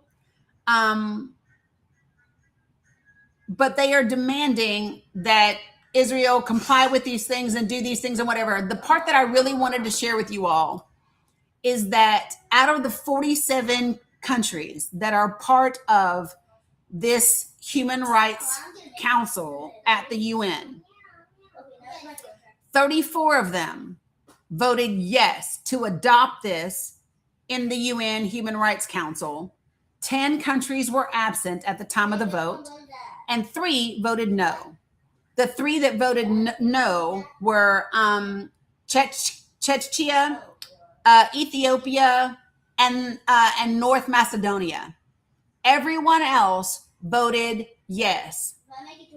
That includes Brazil, Angola, Benin, Chile, China, Colombia, Cuba, Cyprus, Egypt, Estonia, France, Gambia, Ghana, Iceland, India, Indonesia, Iraq, Italy, Japan, Kuwait, Mauritius, I don't know, Mexico, the Netherlands, Pakistan, Qatar, the Republic of Korea, Slovenia, South Africa, Spain, Switzerland, Thailand, and Vietnam all voted yes to adopt this resolution for the Human Rights Council at the UN. I think it's interesting to me that the United Kingdom was absent for this vote. The Democratic Republic of the Congo was absent for this vote. The Dominican Republic was absent for the vote. And there were a few others. Yeah, I know, Lisa. We talked about it when I first got on. Now, here's the thing. Well, that's what I just said at the beginning, Renee. The United States of America, we withdrew from this council. So this is the United Nations Human Rights Council. We withdrew from this council. We withdrew under the Trump administration. Joe Biden put us back, and then Trump withdrew us again last year. So we are not on the Human Rights Council at the UN. Appreciate it, Cam. What I want to see happen, because all of this is great. And I am at this place where I am tired of strongly worded letters and resolutions. If 34 out of the 47 countries voted yes to adopt this, then I would like to see a mechanism. So what is the mechanism for enforcement? That's the part that I want. I want to know, what is the mechanism for enforcement when the UN votes on something like this? That's what I really, truly want to know. And what I would like to see is all of these countries that voted yes, I would like to see them all place sanctions and embargoes on Israel, right? Because if that happens, then there's nothing else to be done, right? So like France, all of these other countries place sanctions and embargoes on Israel. You follow me? And force them into compliance. That's the part that must be done. Because if you do not have a mechanism for holding someone accountable for the things that they do, what is the purpose of the existence? And we do not live in a time, and I think that this is really, really important to note.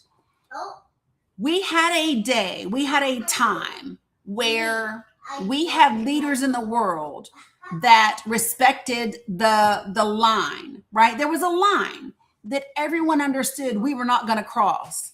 And everyone understood that we were not going to cross that line because no one desired another world war.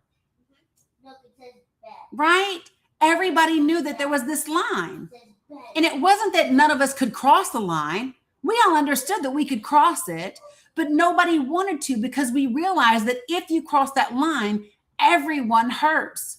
Everyone is negatively impacted. There's no good to come out of it. Right?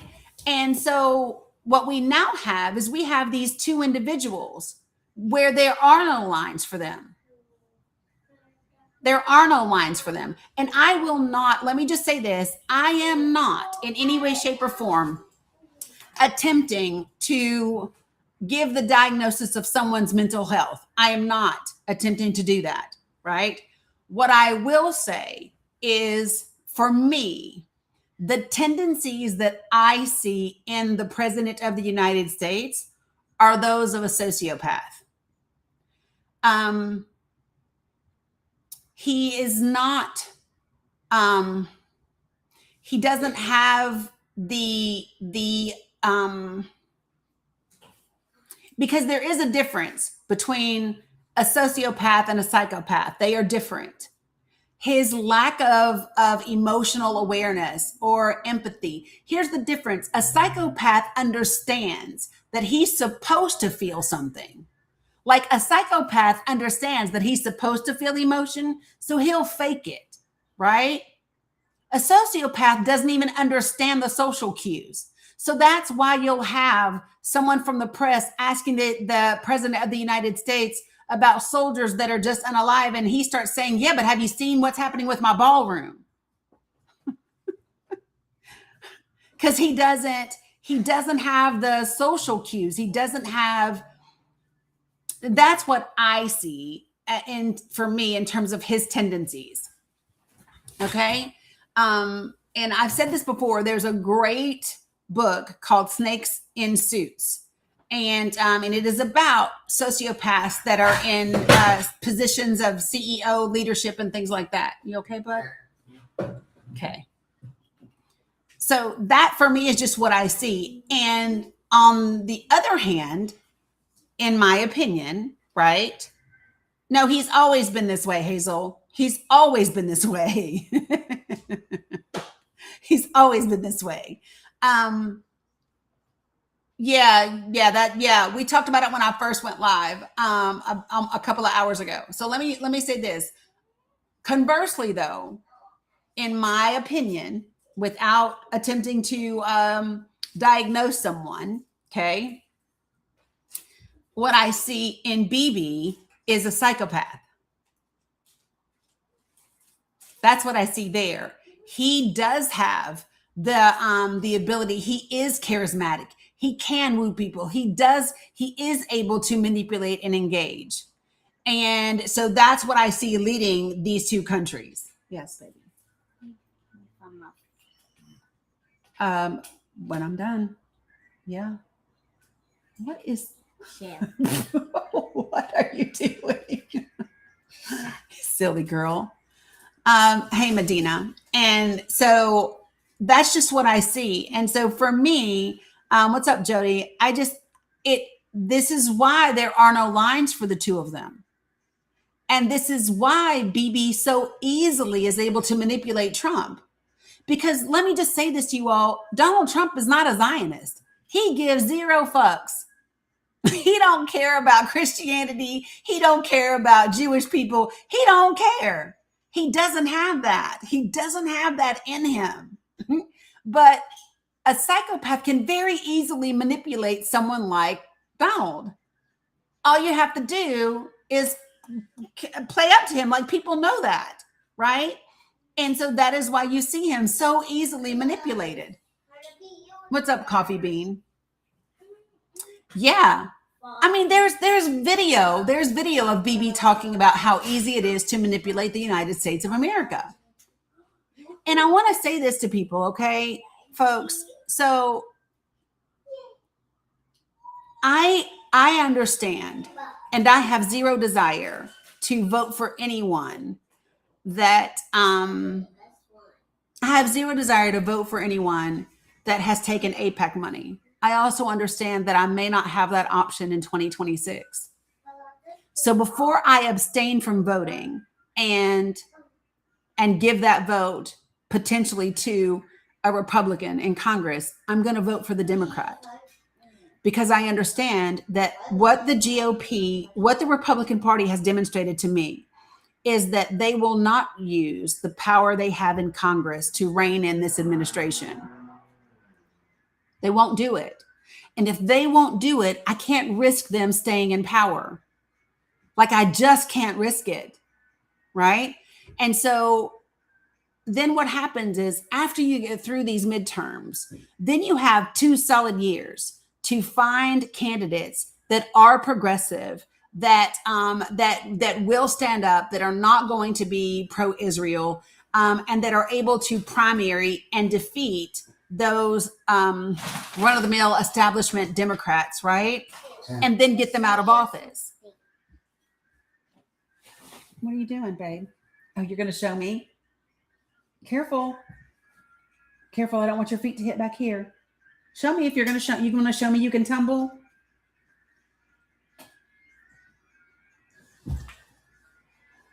I see you, girl. And I want to make sure that you all understand this. Okay, so follow me. It is not just going to be AIPAC. So because AIPAC has been talked about so much, do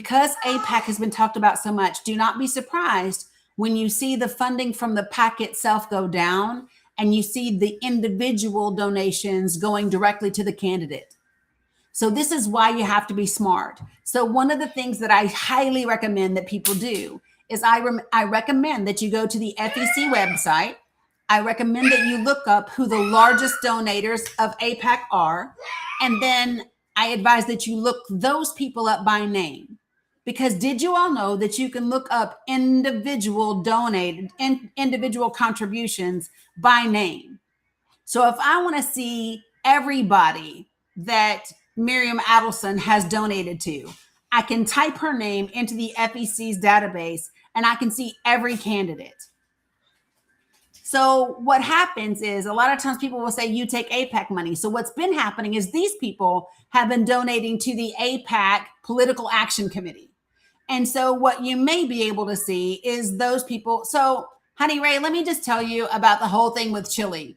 It was $1,000 and those PACs were not what they represented. So let me just address the Chile stuff from TLC. Number one, $1,000 ain't shit.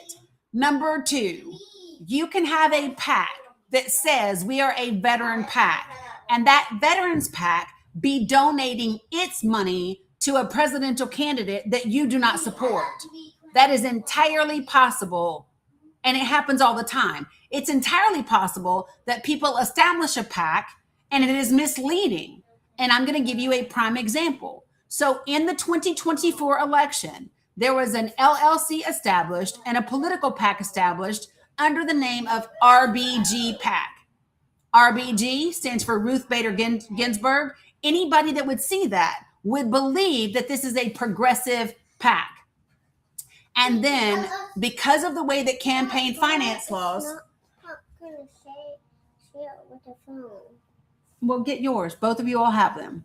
So let me just tell you. So the way that campaign finance laws are written, political PACs do not have to turn in their donation information until the end of a quarter.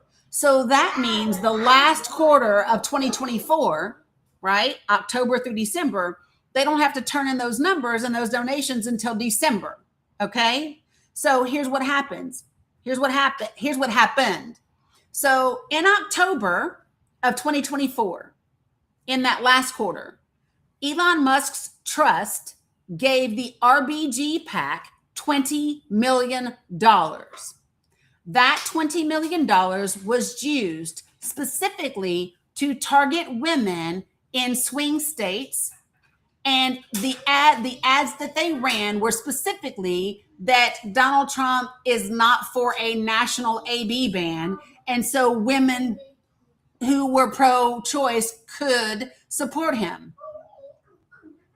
So by the time this money was reported, lawfully reported, by the end of the quarter, the woman who established this PAC had dissolved the PAC and dissolved the LLC.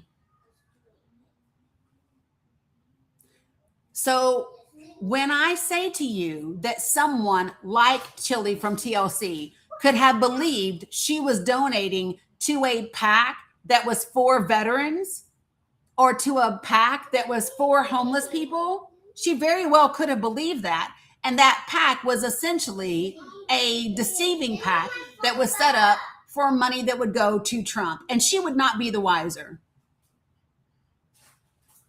So I think it's very important for people to understand that these are the loopholes in campaign finance regulations that need to be closed.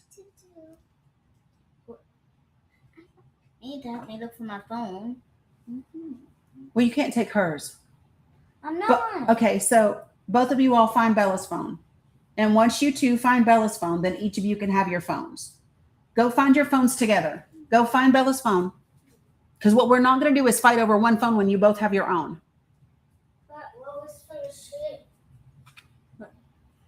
Okay.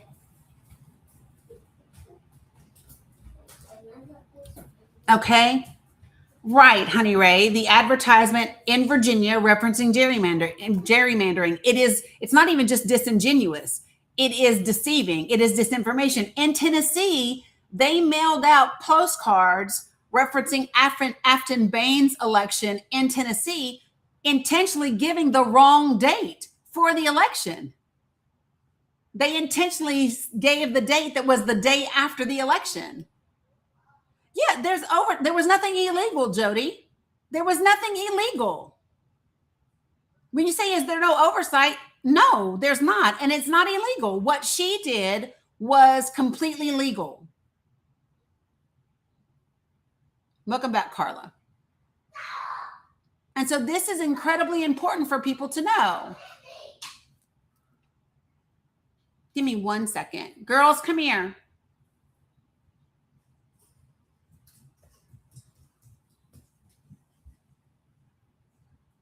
Look at my face. Nope, I don't need you to tell me anything. Look at my face. Look at me. If you hit again, you're going to go in timeout and you're going to lose. If you hit again, you're going to go in timeout and lose technology. Do you understand? I was just looking. Nope. Did you hear me? Phone. Did you hear me? Yeah. Okay, what did I just say? You hit again. I will go in timeout and have no technology. That's right. So do not hit again.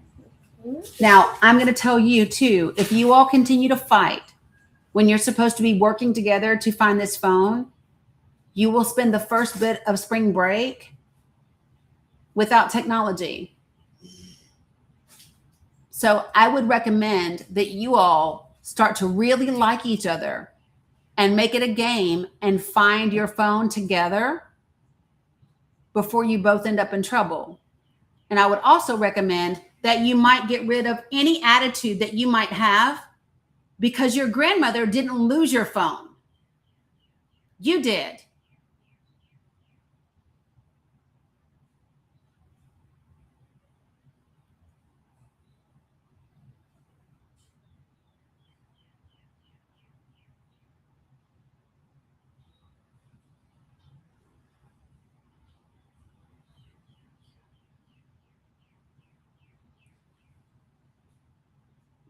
I am not. I am not. No, ma'am. They will figure out how to work together or they will not get it. What I am very over is whenever they have to do something, whether it's clean their room or find something together, I have to deal with arguing and fighting. No, I'm not. Figure that out. Yeah. Not my responsibility. Not doing it. So, just saying.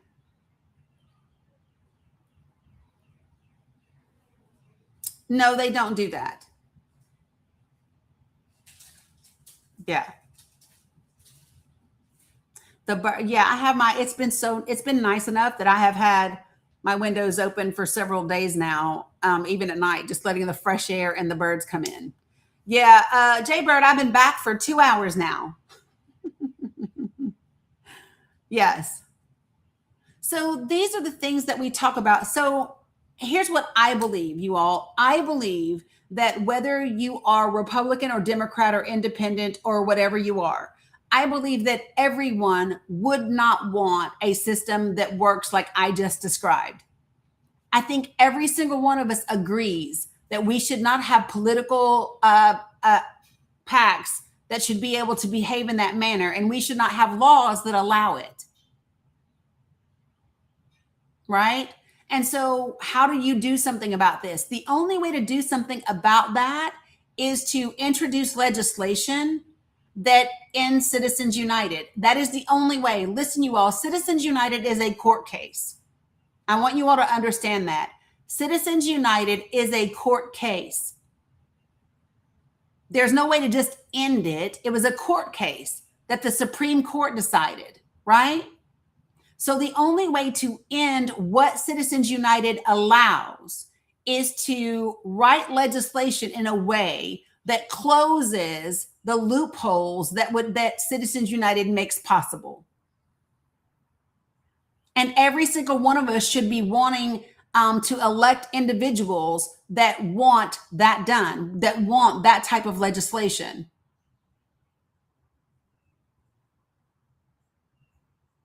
So I don't know that people really understand. There are still campaign contribution limits, but those are directly to the person. What can happen now is, let's just say I win the lottery tomorrow, right? Let's say I win the lottery tomorrow, and all of a sudden I have $800 million. If I wanted to, if I was a really like whatever shitty kind of person, I could take as much money as I wanted. I could set up a PAC, and through that PAC, I could run ads in every swing state possible against the person that I don't want to win and for the person that I do want to win. And so technically, I am not giving that money to the candidate that I support, right? But the ads that I'm running, the money that I'm spending, go for that person's benefit. And it all comes down to this fine thing. Citizens United says that corporations they have the same rights as human beings. Corporations have free speech, and their money is their speech. That's what this case says. Corporations are not people. They are not. Although they are on welfare more than anybody else in the fucking country. Corporations are the biggest recipients of welfare in this country.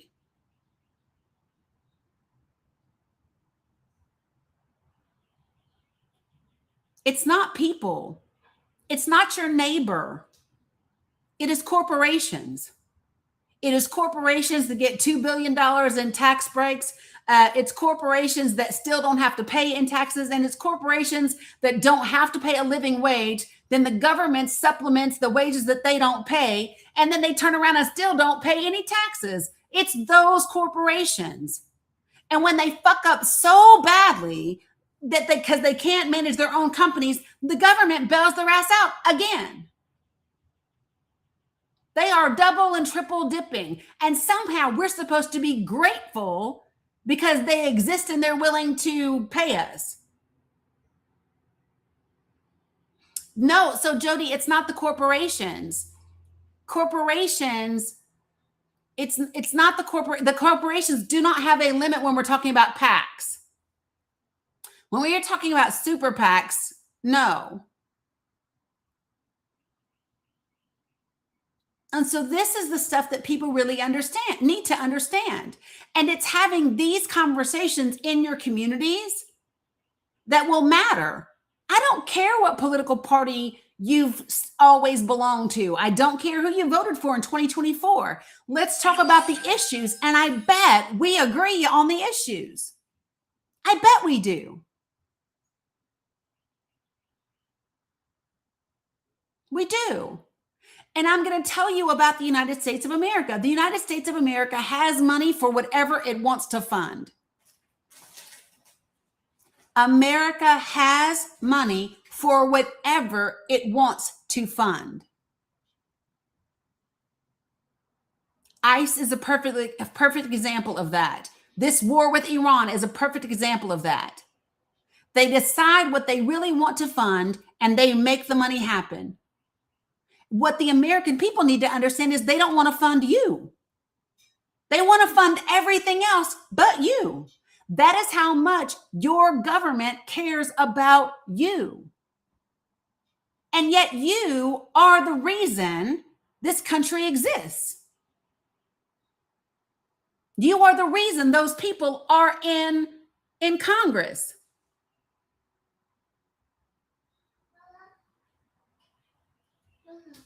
They don't care about you. And they do not care about your children. If they did, public education would be fully funded and funded properly with the appropriate oversight and accountability in place. If they truly cared about all of your children, they would not redline your neighborhoods and put it into a classist system that disenfranchises particular groups of people.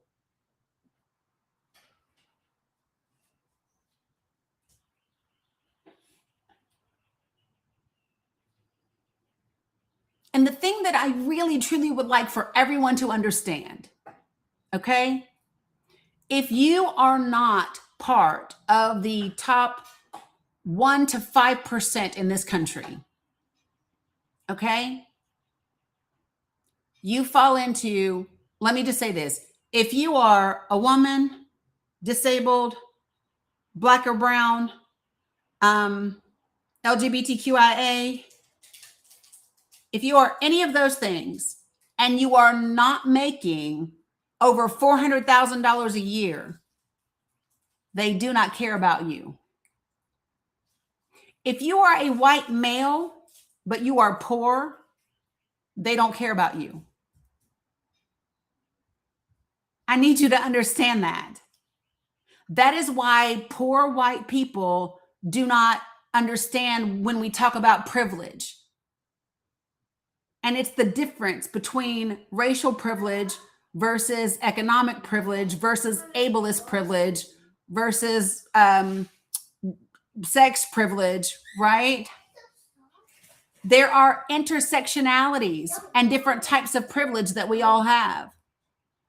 So do I experience disenfranchisement because I'm a woman of color? I do.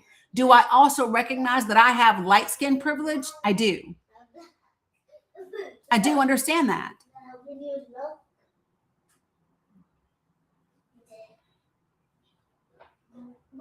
And so it's being able to understand that. But light skin privilege does not supersede the disenfranchisement of Black and brown people. It doesn't supersede. It's just within that category.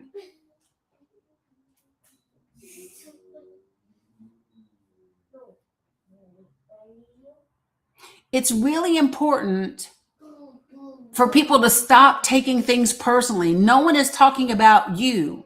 We are talking about the systems that we all participate in. And what you have to begin to ask yourself is, do the things that you say and the policies you support hold up those systems of disenfranchisement? Do you contribute to the systems that currently exist that disenfranchise people? Do you benefit from the systems that currently exist? I did not say you're responsible for them. I ask you, do you benefit from them? And can you own the fact that you get a benefit from them? I wish y'all would just ignore the fuckery in the comments and keep going.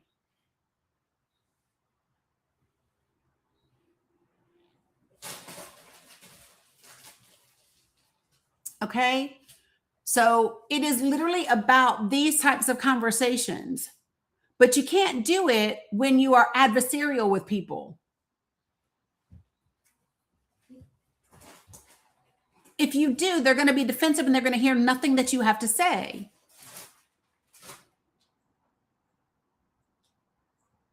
Okay?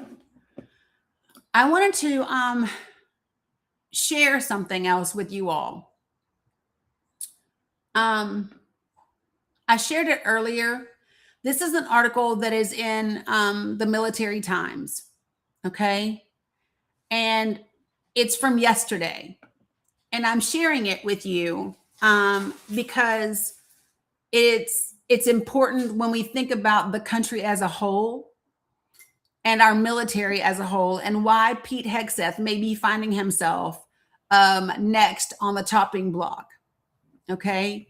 The United States of America has launched at least 850 Tomahawk long range cruise missiles just over 1 month into Operation Epic Fury. 850 at least. That number far exceeds the missiles that we've used in previous conflicts.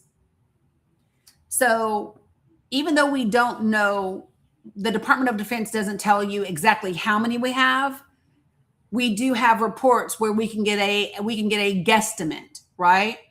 And so the Center for Strategic International Studies estimates that the United States of America has around 3,000 left. 3,000. Keep in mind, we used 850. Yep. Yes, I have, Grand Diva. So keep in mind, they used 850 in just 1 month. So if they stayed on that course, we wouldn't even have 4 more months left. If they stayed at the same rate that they are currently being utilized. Okay. So I went down and I wanted to look at what this does in terms of our weapons capabilities in other theaters, especially those that don't have U.S. involvement. Okay. So listen at the response. Okay. This is the key concern with the inventories because we have enough of everything, including Tomahawks and Patriots and THAADs to fight the current conflict. That is Epic Fury. We have enough for that. The problem is the effect on our other theaters, like Ukraine, the Western Pacific, which is a conflict against China. And strategists are very worried that depletion of our inventories will weaken our ability to deter or to fight a conflict in those other places. So China is particularly focused on Taiwan. So how many of you all are aware that we currently have a Democratic senator and a Republican senator that are in Asia right now trying to assure Taiwan of our commitment to them? Did you all know that? We have a Democratic senator and a Republican senator that are both in Asia right now working to assure Taiwan that we still have their back. The problem is, do we have the ability to say that we do? Like, can we say that? Yeah, Taiwan is concerned and they should be concerned because the United States of America is 100% not in control of things right now. And this is what happens when you put people in charge of a $900 billion program that have only managed $10 million in revenue and fuck that up. Hold on a second. I'll give you their names because I forgot, but give me a second. I'll tell you who they are.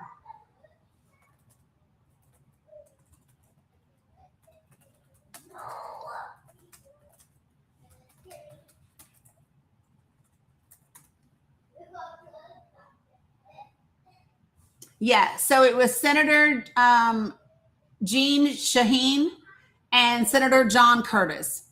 So both of them visited and they met with the Taiwanese president, William Lau, to push for the legislative approval of a special defense budget.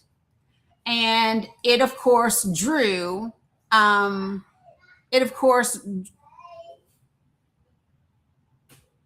what?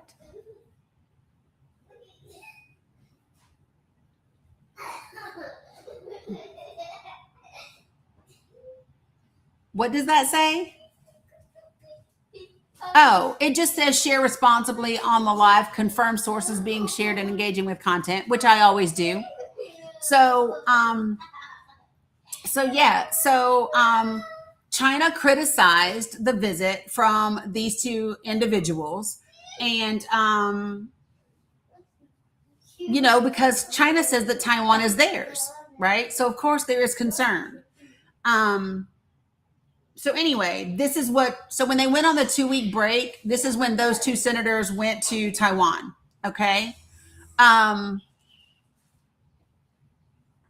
Yeah. So I wanted to share that with people because this is something that is concerning when you think about Mimi. Don't tease your sister, please. If she wants you to leave her alone, you got to leave her alone. Okay. So, this is one of the things that I wanted to point out to people because there is concern over our use of our weaponry in this epic fury and what that does to our ability to manage or deter threats in the other theaters around the world. And like everyone said, China is watching, of course. Of course they are. It's one of the reasons why they're okay with Iran closing the strait. Right? So, all right. So let me go ahead and I put that in here and I just wanted to make sure that I shared it. Let me see the other one. And here's something else that isn't being talked about enough, I think. The United States of America has also, in the first 3 months of this year, carried out 50 strikes in Somalia. Did you all know that? 50 is the number so far in the first 3 months. So it is a lot that is happening. And so it's on track to either rival or exceed what we did last year.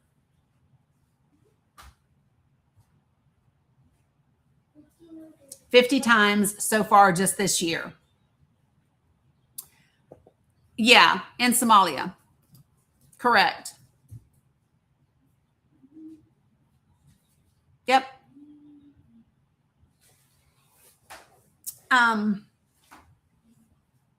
So a friend of mine is Nigerian, right? And I get very frustrated when I talk to him about politics because for him, what he says is Trump's just doing what a lot of the African presidents do. And so he is used to seeing, because of how he grew up in Nigeria, he is used to seeing this type of behavior. And I am not. So what I find to be very alarming, he has seen his entire life, right, Scotty, dictatorships. And so I get very frustrated. Well, we're doing it on behalf of the Somalian government. That's what we're doing. We did it last year too. And so here's the thing. I haven't researched enough to be able to give you the ins and outs. But here's what I know, historically speaking, about the United States of America. What we have done in Latin America, in the Middle East, and in Africa, historically, is fund whoever has what we need at that time, or whoever we can manipulate the most at that time. So we tend to go from funding the rebels to funding the government to funding the rebels to giving somebody else the weapons to like back and forth. So when you say, why are we? It depends on what we want at that time, to be frank. So what is it specifically right now? I don't know. So that's just what I know about us historically speaking. Okay. I want people to also understand the president of the United States I believe he significantly impacted his relationship with Saudi Arabia this week when he insulted the crown prince, when he stood at an investment conference that was backed by the Saudis, and he stood in front of all of those people and he said that the Saudi prince didn't expect that he would be kissing his ass. I don't think that he really understood the ramifications of that statement. They take insults extremely seriously, right? Hey, Marilyn. And so I don't think he knows I don't think he recognizes the damage that he did when it comes to our relationship with the Saudis, with Saudi America. I really don't think that he understands, right? You do not stand up on the stage and say, yeah, he didn't expect to be kissing my ass. He just thought I was going to be another president, and he didn't know that he was going to have to be nice for me. He's going to have to be nice to me. You know, he better be nice to me. That's what he said. Supposedly, yes. I mean, that's why we have a base there. But that's literally what he said. And so, you know, that concerns me with everything that we have that's going on right now. It's just one more thing in the mix that it's one of the reasons why I said I believe that I believe that the Republican Party is going to cut ties, and they are going to throw Trump to the wolves. I do believe that. They are going to just throw his ass to the wolves and say, go on and get him. I think the way in which they do it is going to have to be very interesting because he can take so many people down with him.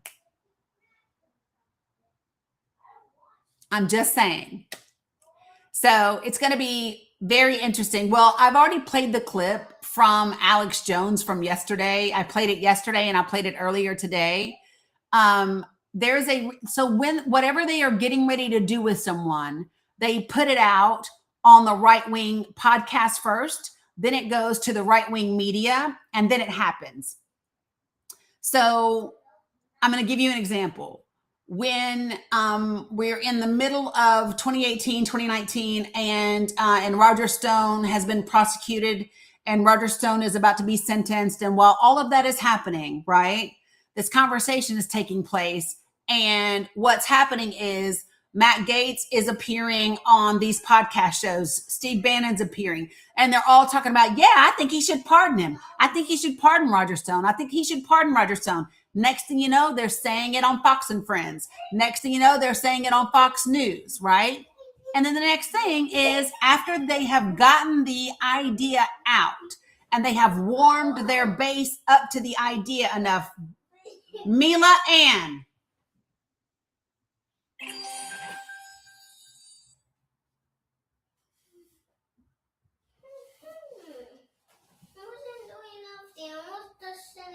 no, you weren't. I was watching you.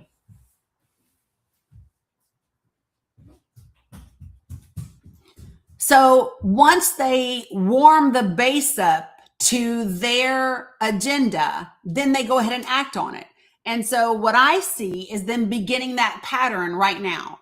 Literally, Alex Jones said yesterday, they need to just cut the bait with Donald Trump. He said he's just gone. He needs an intervention. He said there's something wrong with him. He just babbles. There's something wrong with his brain. We need to pray that the Holy Spirit loosen whatever evil has a grip on him. Literally, this is what Alex Jones was saying yesterday about the president of the United States. And then he went on to say that Donald Trump is just a small piece of their movement. That has not been the case for Alex Jones. That has not been the case for Alex Jones to talk that way about Trump. That has not been the way that Alex Jones talks about Donald Trump, you guys.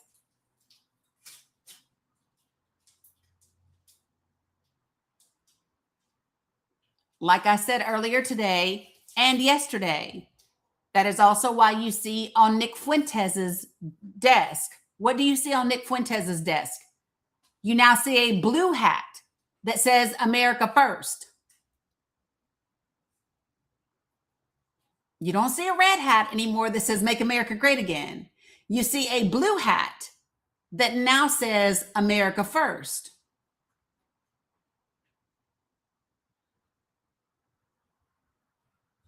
Everyone is beginning to distance themselves. And I believe you're going to see that trend continue. They need it in order to hopefully help the midterms in some way. They need that distance. The problem is if they give too much distance too fast, it will be seen as abandoning him. Yeah, right. And then it's like there's a whole, they are going to have a time, right? Joe Rogan, Candace Owens, Tucker Carlson, Sean Ryan. I saw one from Tucker just now talking about Donald Trump. No, it's not to infiltrate the Dems, but it's literally to attack the Dems. They want the movement. So right now, let's be clear, their movement is divided.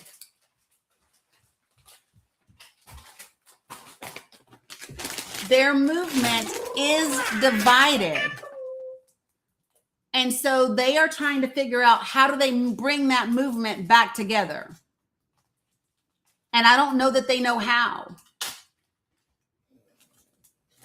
Because people are upset with Trump, especially people that used to support him, right? Put it in the trash. So what do they do? How do they bridge this gap? How do they bring the party back together? I don't know that they are sure. And it's a delicate balance because their base doesn't like JD Vance. Their base cannot stand JD Vance. And you can damn sure bet they're not going to accept his wife. Not going to happen. So what's next? They're going to be in the same position that the Democrats found themselves in because there's no apparent heir to the throne. There's no heir apparent. There's no consensus.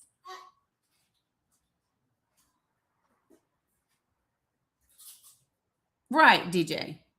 So it's not Marco Rubio either. Y'all remember he tried running once already. Right, and he's never going to name one because he wants to be it forever.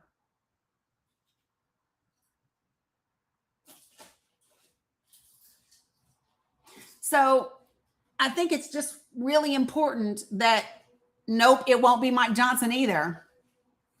Tucker has no political aspirations. Yeah, Pam's officially fired.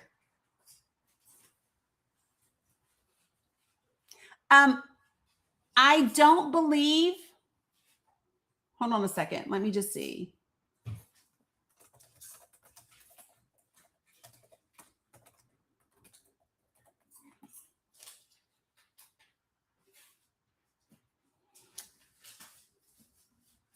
Yeah, like, I don't think Tucker wants it.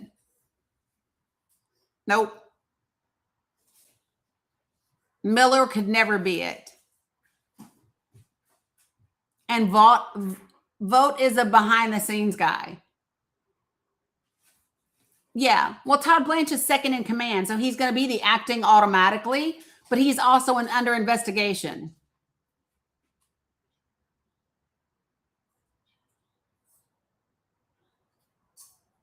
Yeah, like, I'm just saying.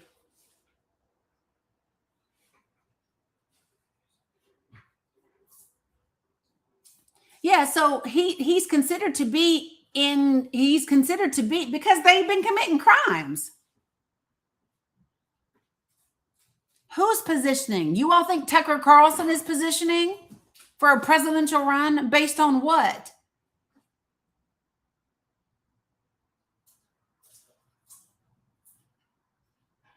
Yeah, I've been on a panel with Lev Parnas before. Like Tucker Carlson has never been interested in running for office. He's a politician. I mean, he's a journalist. That's it.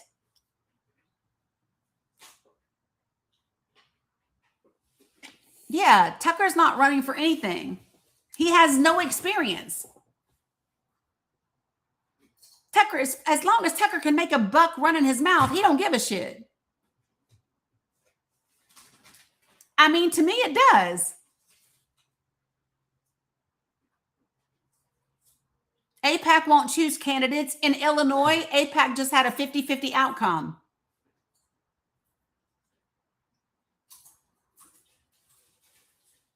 Yeah, but Pete Hegseth isn't the president of the United States, and he was appointed to his position, not elected. Do you think Pete Hegseth could have gotten elected? The answer is fuck no. And Tucker is never going to be elected because why? Because he's speaking out against Israel. Come on, y'all.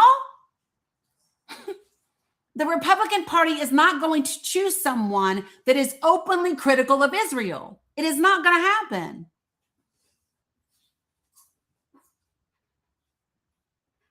It's not going to happen.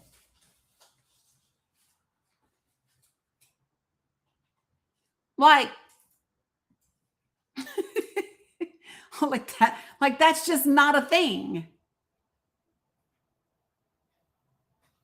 And the place where the Democratic Party finds themselves conflicted is there are Democrats now who understand, holy shit, we're in trouble if we continue to take AIPAC money.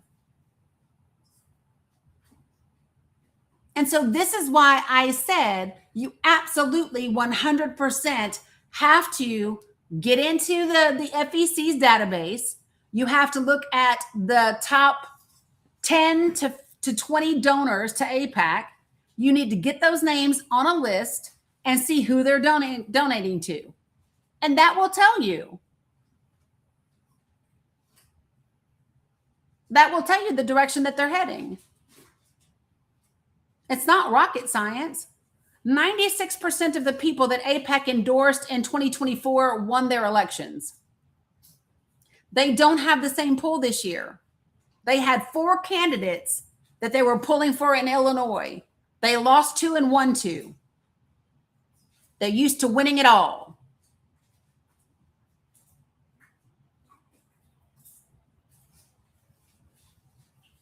And so this is why I'm telling you, you have to look at the donors. Because it's not just AIPAC, it's AIPAC, it's NORPAC, it's J Street.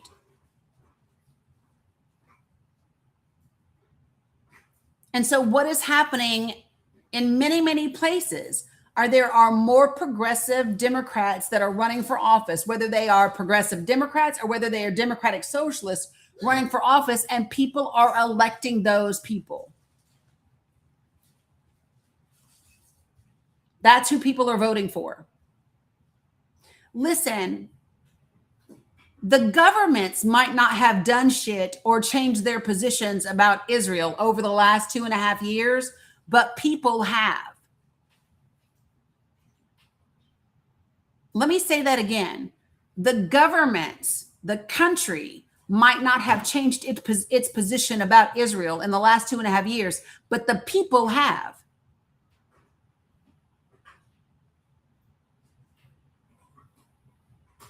And that's important to know about where we are and where we are going.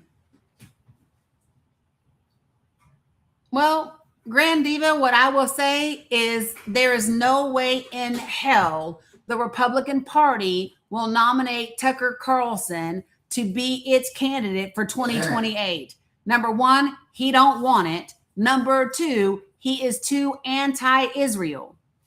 It will never happen. It will never happen.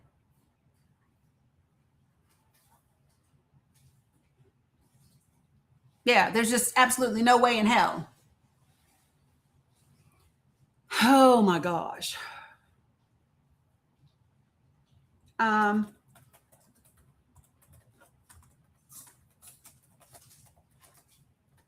If this shit is real, I will freak out.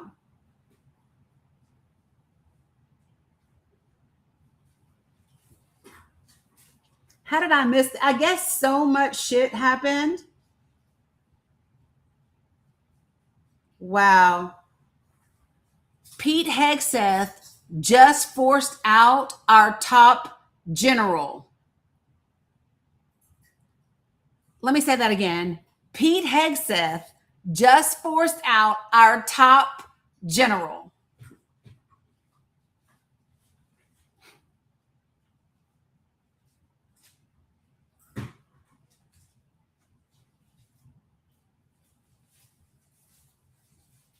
He has asked Army Chief of Staff General Randy George to leave his post and take immediate retirement.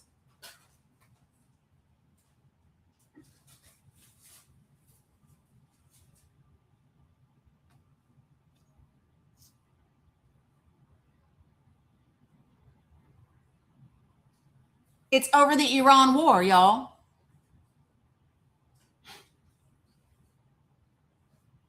What the absolute fuck?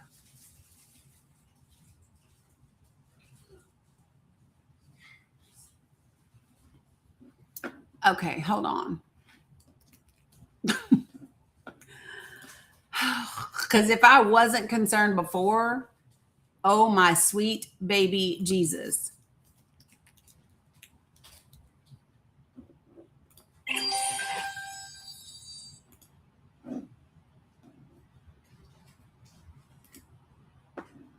I'm not doing all that right now.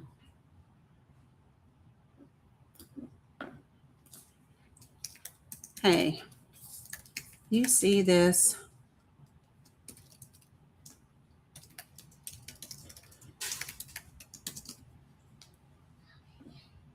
This ain't good. This is not good at all. No, there's someone in charge.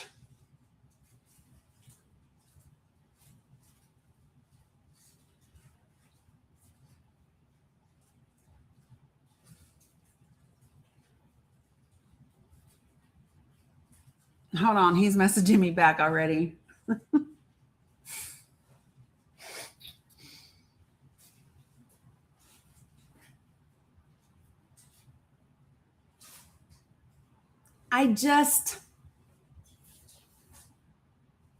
Y'all, they act like we're playing fucking Battleship and Monopoly. We're not playing a board game. He just removed our top general.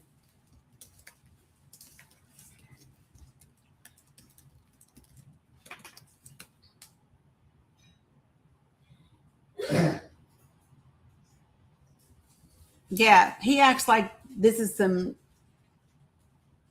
shit he's watching on TV.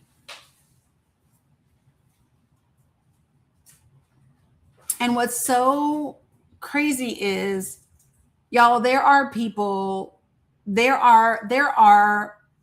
military men and women that are losing their lives under this command. Hey, Sandra.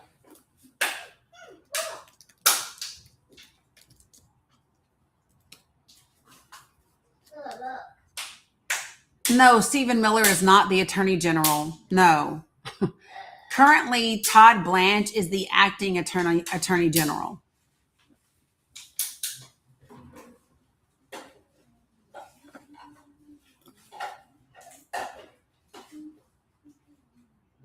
The repercussions are soldiers are going to die. That's the repercussions. That's the long and short of it. That's the long and short of it.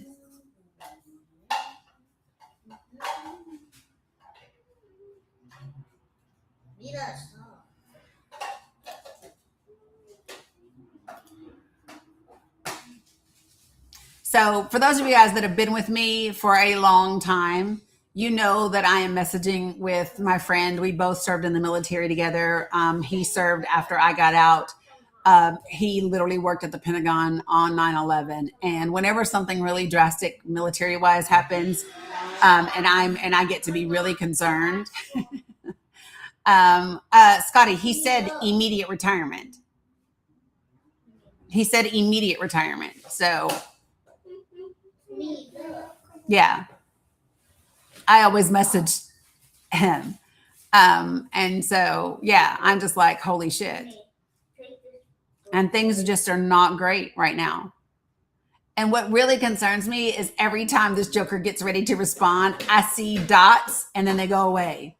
And then I see dots and then they go away. That always makes me go, oh, because if you aren't certain about what you're going to say to me,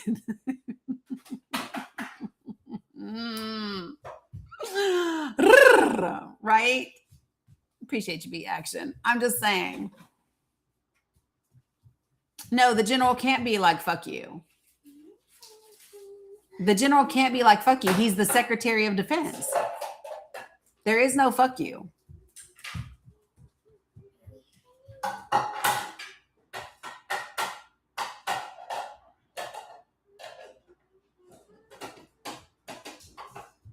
Mila, baby, stop running. Okay.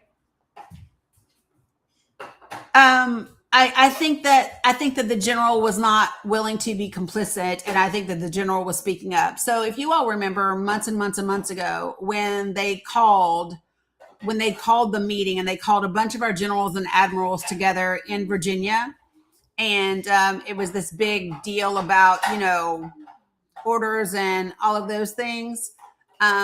My opinion at that time was they wanted to see who was going to be loyal and who wasn't going to be loyal.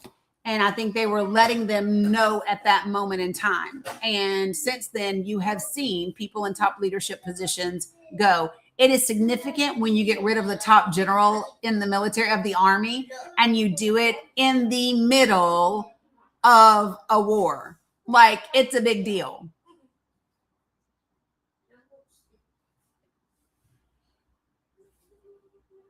And so, like, people should really be paying attention.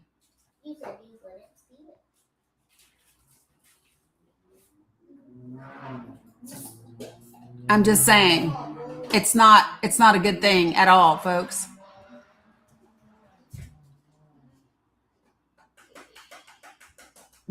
Watch climbing, baby, because I don't want that to tip over on you. I just moved it, so I have it secured it to the wall, okay?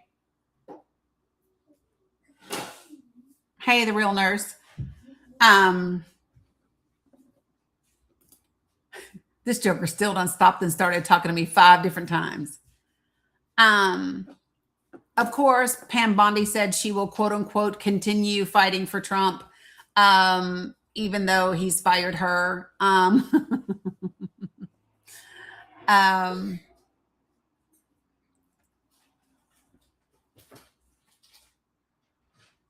Everyone should really understand that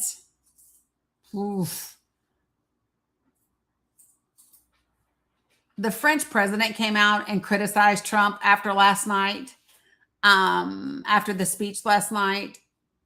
This is just a shit show. And the sad thing about this is that people's lives are on the line. Like, they have real implications, right? Whether we're talking about education, whether we are talking about our soldiers overseas, whether we are talking about our SNAP benefits and our health care with Medicaid, like, you're really playing with the lives of people. And so that is the thing that I really wish people understand. This is not just politics. These are human beings and people, and what happens here truly does matter. And, well, just remember, Luscious, you cannot be pardoned by the president for state crimes. I just want everybody to remember, you cannot be pardoned for state crimes. And I can tell you that there's a lot of folks that would have no problem. I could see Georgia. I could see Colorado. I could see New York. I could see a lot of different. I could see several different states being perfectly okay if they were able to bring state charges. Yeah, 100%. So, possibly even New Jersey because of their disregard for the district judge's orders in that state. So, yep, Minnesota for sure. Yeah, but there's a difference between suing the administration and bringing charges against Pamela Bondi, and that's different. Yeah, Frida, you should absolutely be concerned if you have a son that is active duty Army. 100%. You know, Sylvia, I don't think that Gavin would do it because I think that Gavin is too focused on a 2028 run, and he wouldn't want to distance people, but so far, unless he thought that could bring him over and win people over. You know, I don't see Gavin doing it because I don't think he thinks it would win him any points. Yeah, Djibouti is no joke, Martinez. Holy shit. Like, if people don't know about Djibouti, that little piece of land that's right there, there are military bases from damn near every country there. I shared a great oh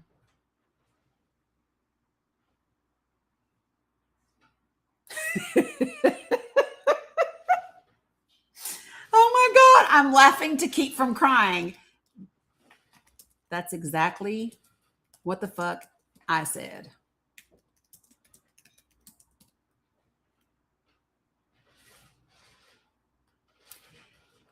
So this person said exactly what I just said.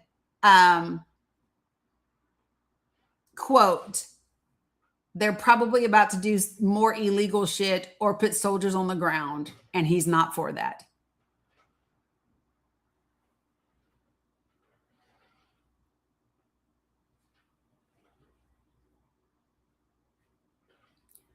I'm telling y'all right now, if they do boots on the ground, the Republican Party can kiss midterms goodbye. They can kiss midterms goodbye. There will be way too many people getting their children back in caskets and attending dignified transfers.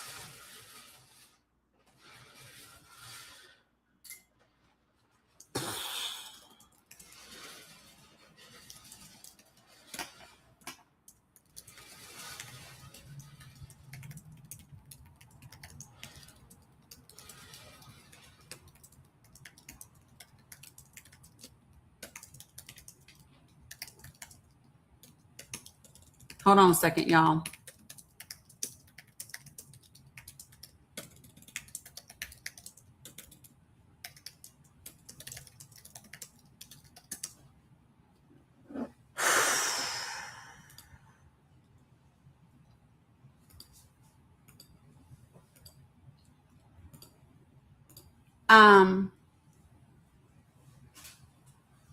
So I'm just going to tell you all something.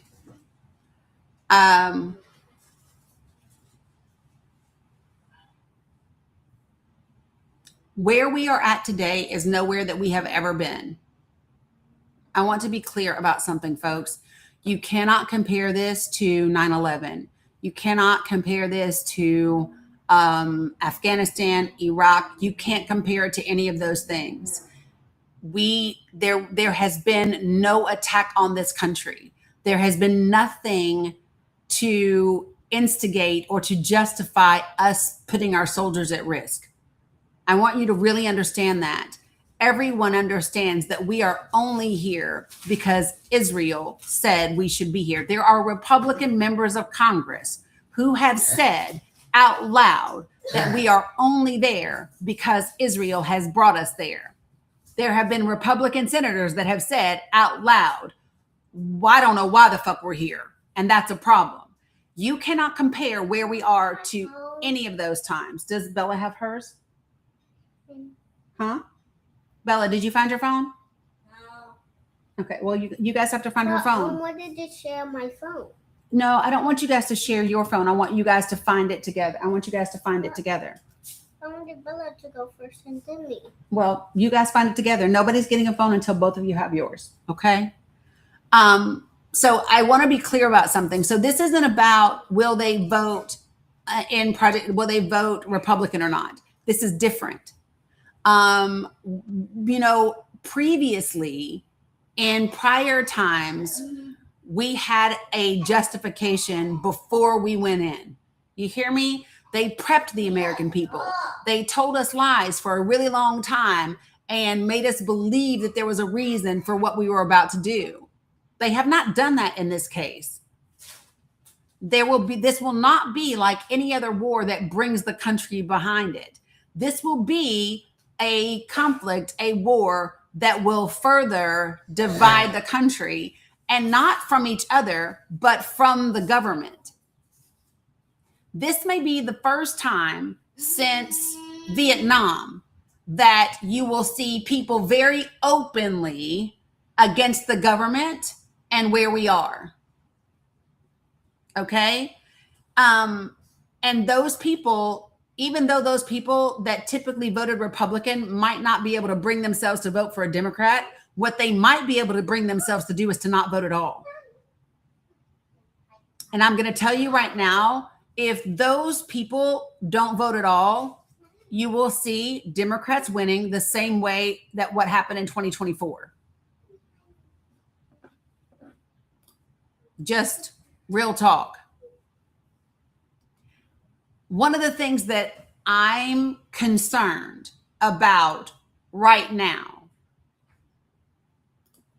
Okay, I just want you all to think about something.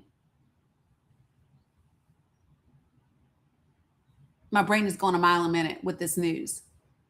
Okay, so I want you all to just remember something. I just finished talking about the fact that we have blown through almost 25% of our Tomahawk missiles in the first 30 days. Right? We just finished talking about that. We have blown through almost a quarter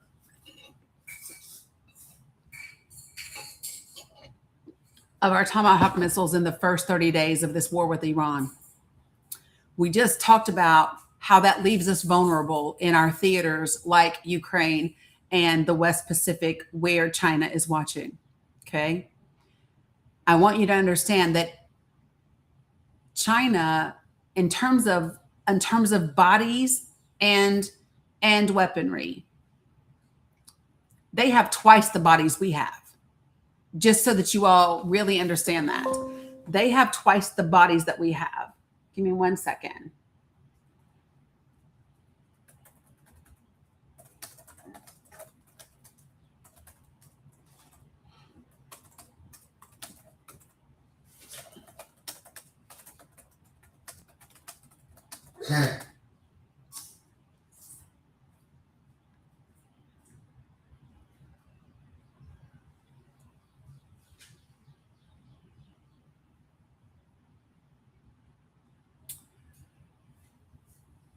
So,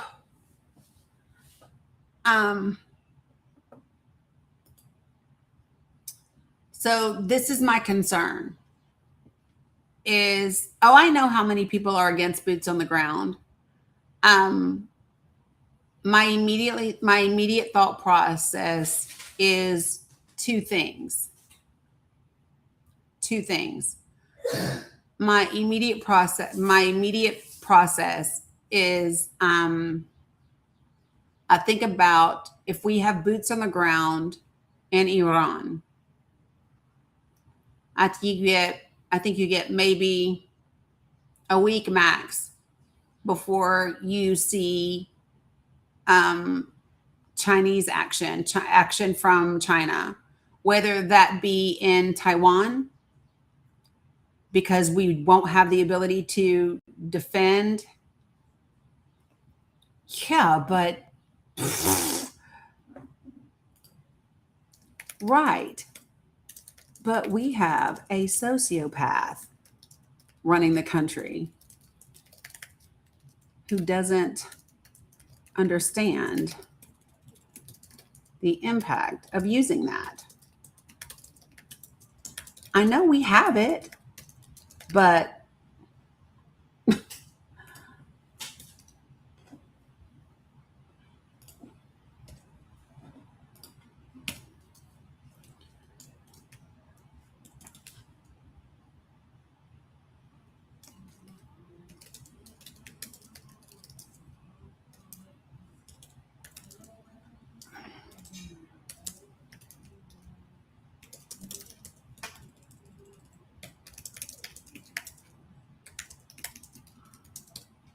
okay.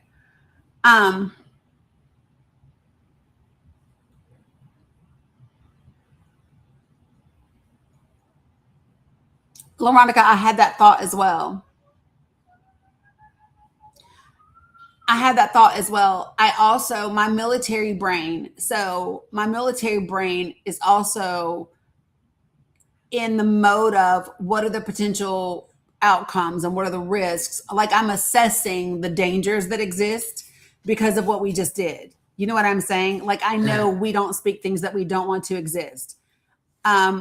I also am considering the implications of everything that is happening, right? And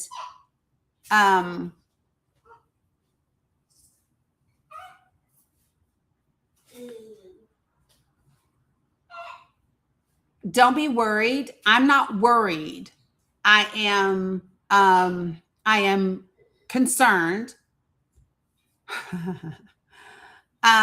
Okay, so Pete Hegseth just asked our top general of the military, of the army, to resign immediately and take his immediate retirement. The only reason that I could think of for that would be he wanted, right, he didn't ask, he told him to resign and he told him to take his retirement immediately. The only thing that I can think of for that is because they either want to do illegal shit or put boots on the ground, and he's not for either.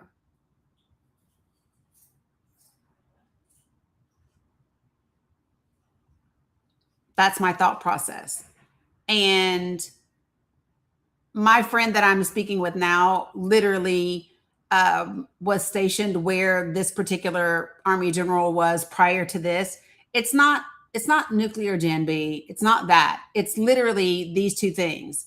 It is either do something illegal or put boots on the ground. And either way, it's both horrific options. So if you remember, yesterday, the President of the United States has talked about committing international war crimes and bombing infrastructure. Right? The President of the United States has said several times in the last couple of days that if Iran does not agree to a ceasefire, then he is going to bomb infrastructure and things like that, which are war crimes. And so what you may be seeing is orders like that in which this general says, I'm not participating. Or you may be seeing orders about boots on the ground and this general saying, I'm not participating. I'm not for that. Either way you slice it, what I see is somebody standing in the way of something that this administration wants in Iran, which is horrible. Okay? That's where I land. The things that concern me is that we have blown through almost 25% of our tomahawks in the first 30 days in this war in Iran. You worry about you become concerned about our ability to deter attacks or defend ourselves in other theaters like Ukraine, like the Western Pacific, where China is, Taiwan, all those types of things. And what we know is it will take 2 to 3 years to replenish what we have already blown through. So an escalation of this sort really concerns me because China is on the side of Iran, undoubtedly.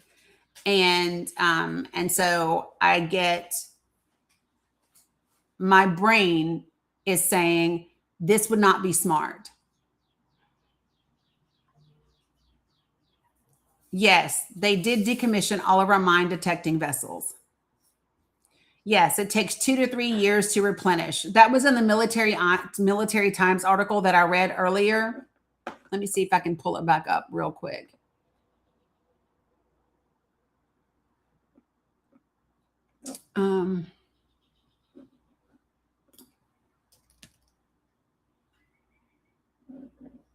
This one. Okay, so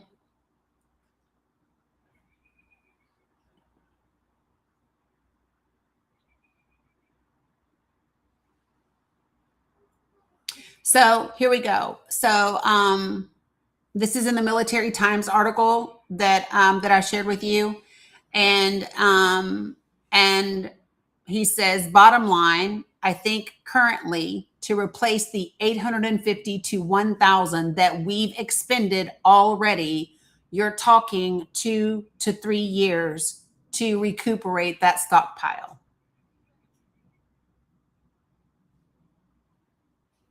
Sue, Bison never comes up here to discuss anything on the panel. Bison here is only as a distraction.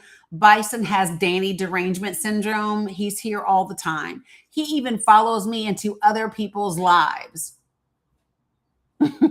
So Bison is not interested in intellectual, factual debate. Bison has Dani derangement syndrome.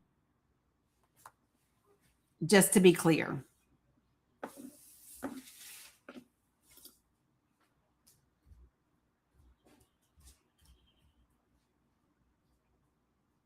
So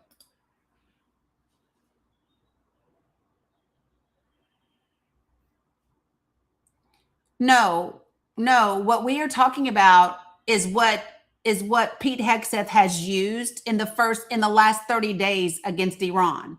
That 850 to 1,000 is what Pete Hegseth has used in the first 30 days against Iran. That doesn't account for anything else other than what we've blown through in the last 30 days. And it will take 2 to 3 years to recuperate it. Yes, it's more than we've used in any other mission like this.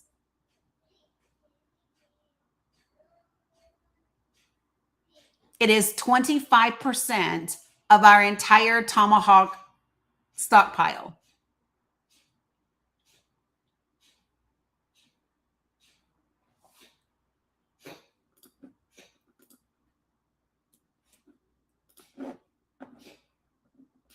And we have no reason for being there.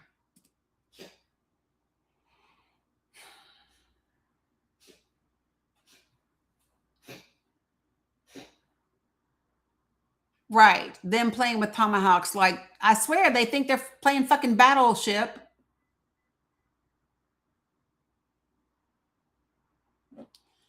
So, yeah, none of this is great, folks. None of this is great. I did want to give you, do any of you all read the SCOTUS blog?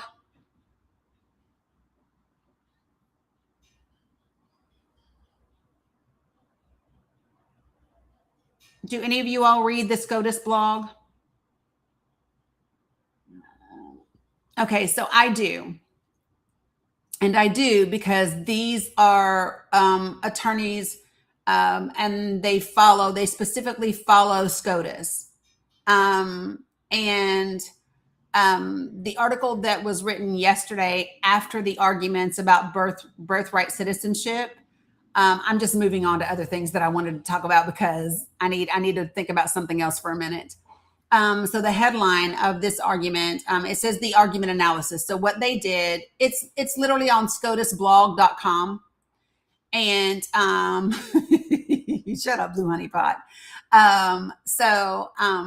What they do is after they listen to the oral arguments, Then they do an analysis of the arguments, and based on the questions that the justices asked, the questions that they didn't ask, their responses to the things that the lawyers argued in front of them, they kind of give you an opinion on what they think the court is going to do. And so here is the headline from the article. It says, Supreme Court appears likely to side against Trump on birthright citizenship. I believe that is an accurate assessment for a couple of reasons. I think that Trump has been advised that they're going to rule against him, which is why he spoke against them last night, right? I think he berated them a little bit last night in his speech because he's already been advised they're going to rule against him. So I just want, if he thought he was going to win, he would be praising them, but he's not. And so I think that's the case here. And there's a couple of things that people should understand. There are not hundreds of thousands of babies born here while people are here touring on, like as a tourist.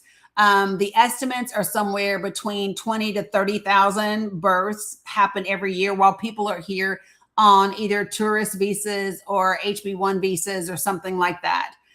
So it is not this huge astronomical number as it was presented in court.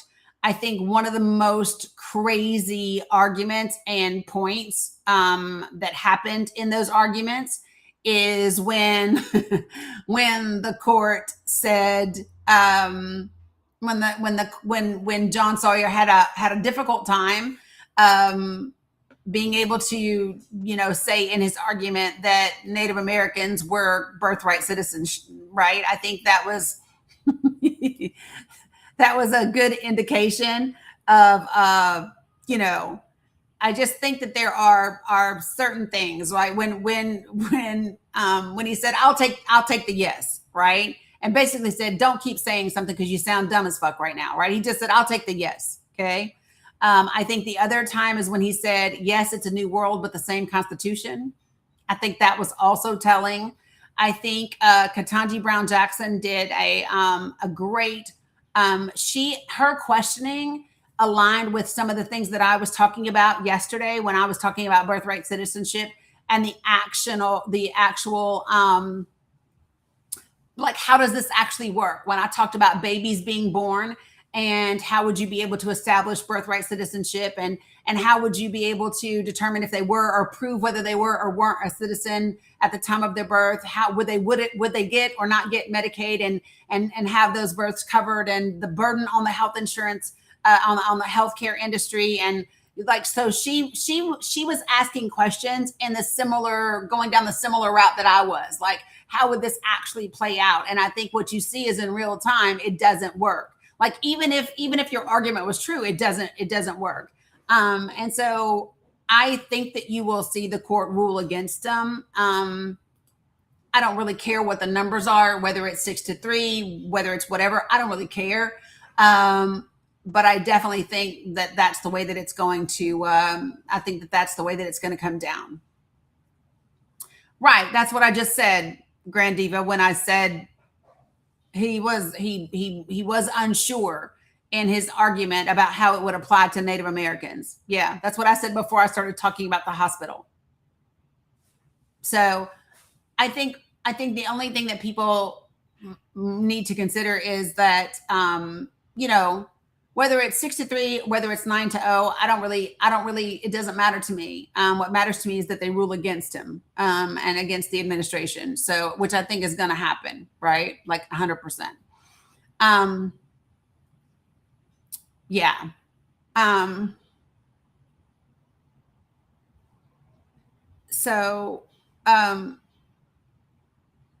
Yeah, no, nobody was brought here. No. Indigenous Americans were not brought here in 1885. So, like, when you say the Native Americans is leaving too because they were brought here in 1885, the conundrum in your verbiage is native would mean they are native to this land. Native means that you weren't brought anywhere. Like, that's the entire meaning of the word native.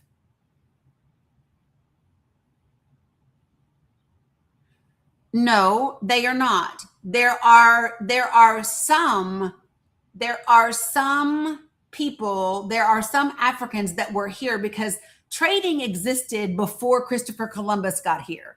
So we know that Africans were here beforehand. We understand that. And we understand that some of them were within the native tribes, right? But indigenous people, Native Americans, are native to this land. So they're not going anywhere. And they do not represent all the Black people that are here today. That's just not a thing.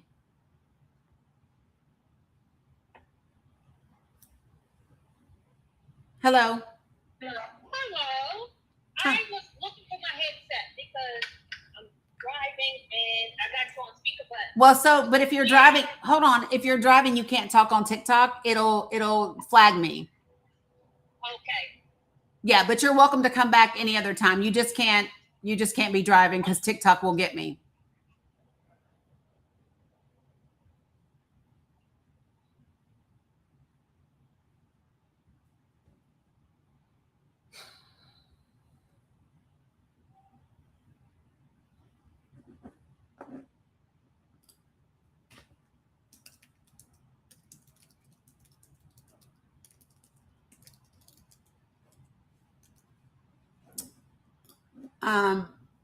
He agrees with me.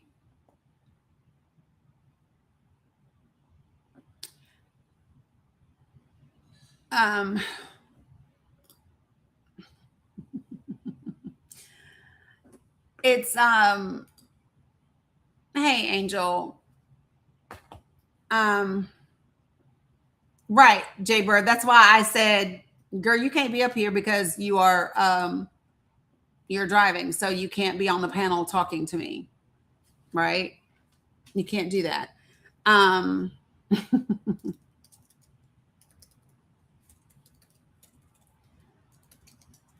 Oh.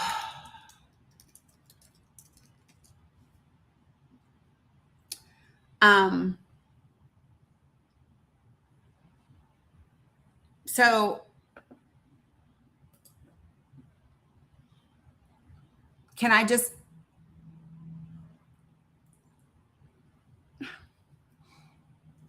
okay, so Black natives do exist, but they are not, I got it, Tori, appreciate you. But they are not all of the natives, right? So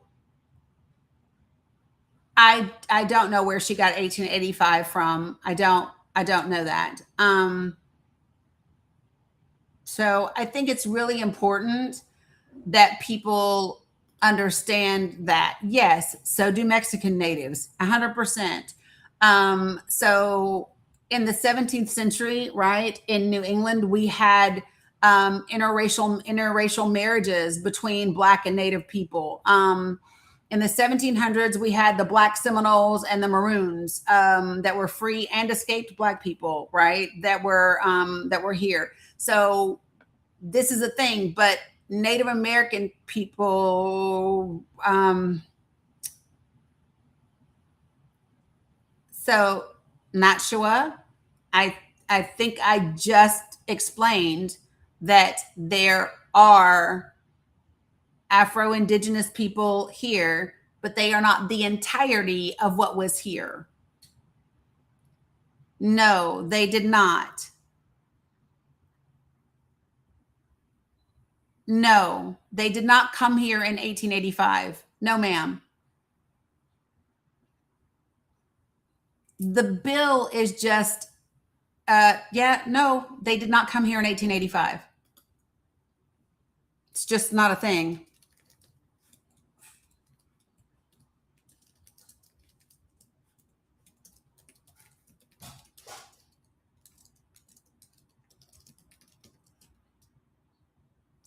Native Americans have been here and been able to be traced back to North America for up to 30,000 years. So you do understand that making a law that says they are citizens is not the same things of when they've been here.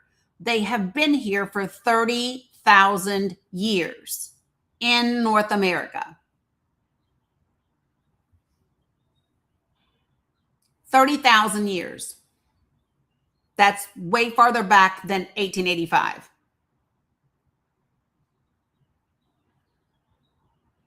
So, and if you would like, you can literally go to the National Park Service.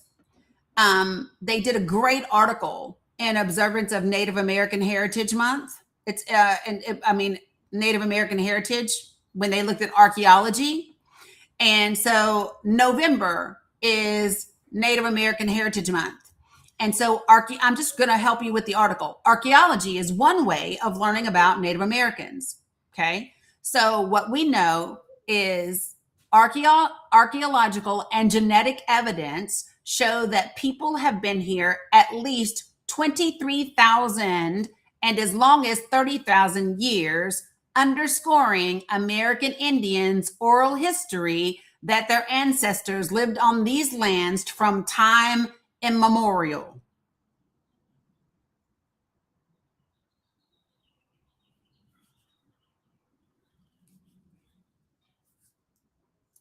$30,000 years.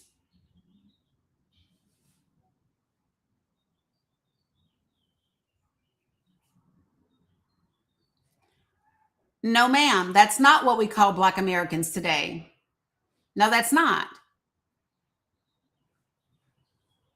That is something different than what we call Black Americans today. We do have Black natives the same way we have Mexican natives, but they are not the same.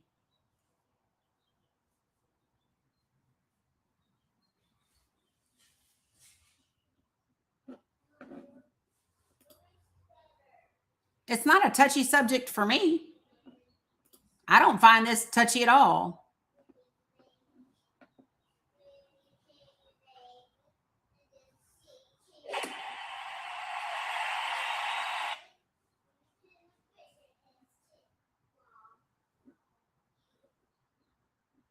Like,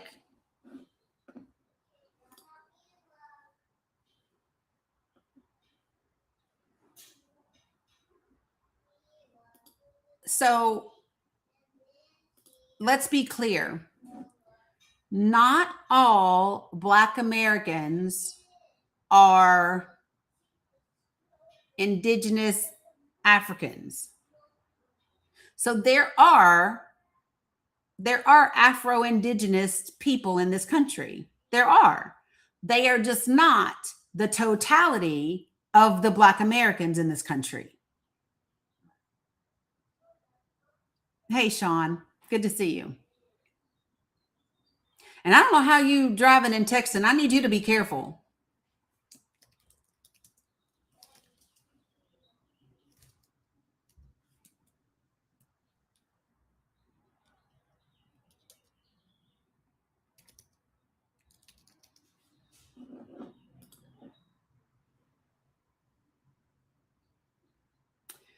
Afro-Indigenous people, which is a blend of African and Native American ancestry, began coming here in the 1500s, right around the 1520-ish mark.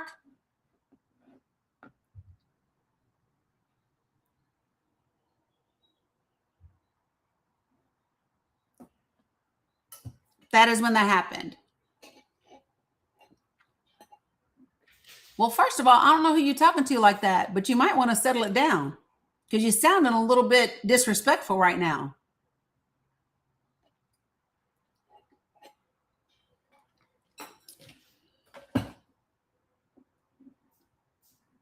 Thank you, Jilly Boss.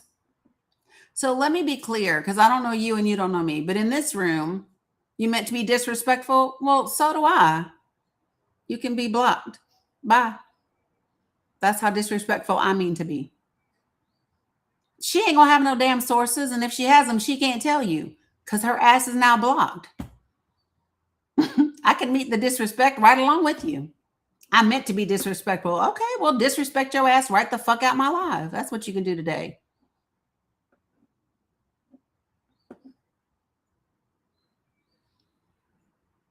I'm just saying. Who the fuck says I meant to be disrespectful? Fuck you. So, I'm just saying. Yeah. I'm just, to me, it's not difficult, right? I can have a conversation. I just have it respectfully. And if you tell me you meant to talk to me sideways, then just don't be surprised when I meet your ass and straighten you right the fuck up.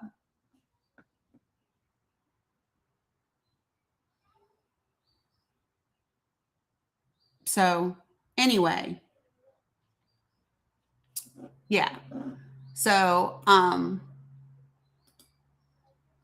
it's just wild to me how grown ass people act. Just okay. So you just want to act crazy? Hey, Lynn. Um, yeah, and I don't always meet energy with like energy, right? But I literally said, okay, well, settle down because you sound disrespectful. And then she came back, well, I meant to be disrespectful. Okay, well, let me disrespect you the right the fuck up out of here. Ain't nobody got time for that today. And I'm gonna tell you something. I cannot stand hotep ass people that are wrong as fuck.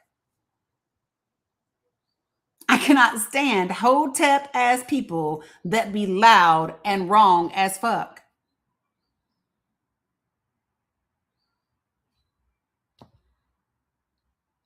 And if y'all don't know what a hotep is, look it up.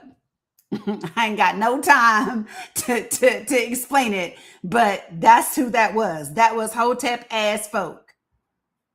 I ain't got no time. That's what I said.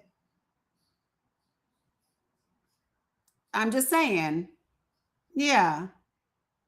I'm just not doing it. So, um, it's just crazy to it's just like, yeah, it's I know, check your ego. I can. I can.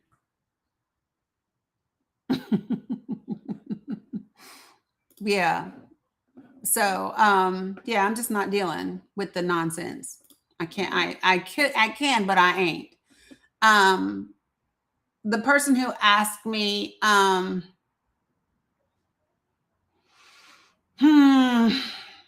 I didn't close the thing, but you could just look it up. Just look up Pete Hegseth's removes top general and you'll see his name. Yeah, I'm just saying. But and I honestly don't understand the need for the argument. I understand that there are Afro Indigenous people here. I understand that there are Mexican Indigenous people here. There are all kinds of them. Yes, Pam Bondi is out. But the reality is that doesn't mean that they are all, every Black American in this country is part of those Afro Indigenous people, because they're not. They are not. I mean, you would have to say that the entire transatlantic slave trade did not happen in order for that to be the case. Like if every Black American was Afro Indigenous, then that would mean that the whole transatlantic slave trade and chattel slavery in the United States of America didn't fucking happen. Like what? Also, we must have been like fucking rabbits, because that many, really? Okie doke. So anyway, I think I have covered most of everything that I really wanted to cover today. Anything else can wait until tomorrow. Okay. Because we are now at almost 3.5 hours now, and I was on for 2 hours earlier. So I'm going to call it a wrap for today. I will be back tomorrow at 10 a.m. Eastern Standard Time. If you have not signed up to become part of our community, part of our movement, we are actually doing boots on the ground organizing in our local communities. Our first day of action is going to be April 11th, and our next meeting is 1 week from today. I would love for you to come and just check it out. See if it's something that you want to be a part of. And if you do, just go to my link tree. It's in my bio. Put your information in. It comes only to me, and you will get a link to join. I don't know about you all, but I don't just want to talk about things. I actually want to take action to make things better. It's 6 p.m. Eastern Standard Time. I'm just not okay leaving things up to chance. We have over 40 states represented, Genevieve. We have over 40 states represented. So yeah, it's everybody in their local communities, and we are doing some really fantastic things. So if you want to get like a little overview, if you go to my YouTube, it says Project for the People. It's a webinar. I did a webinar that explains what all of it is. You will get a chance to see all of the work that I've already done. I crunched the data for 5 years worth of federal elections for over 12 states. I've put together graphics and infographics for all 50 states by congressional district. Go to my YouTube, watch the webinar, and you will see what it's about. Okay. Yep, I'm on YouTube. I'm on YouTube, Substack, Facebook,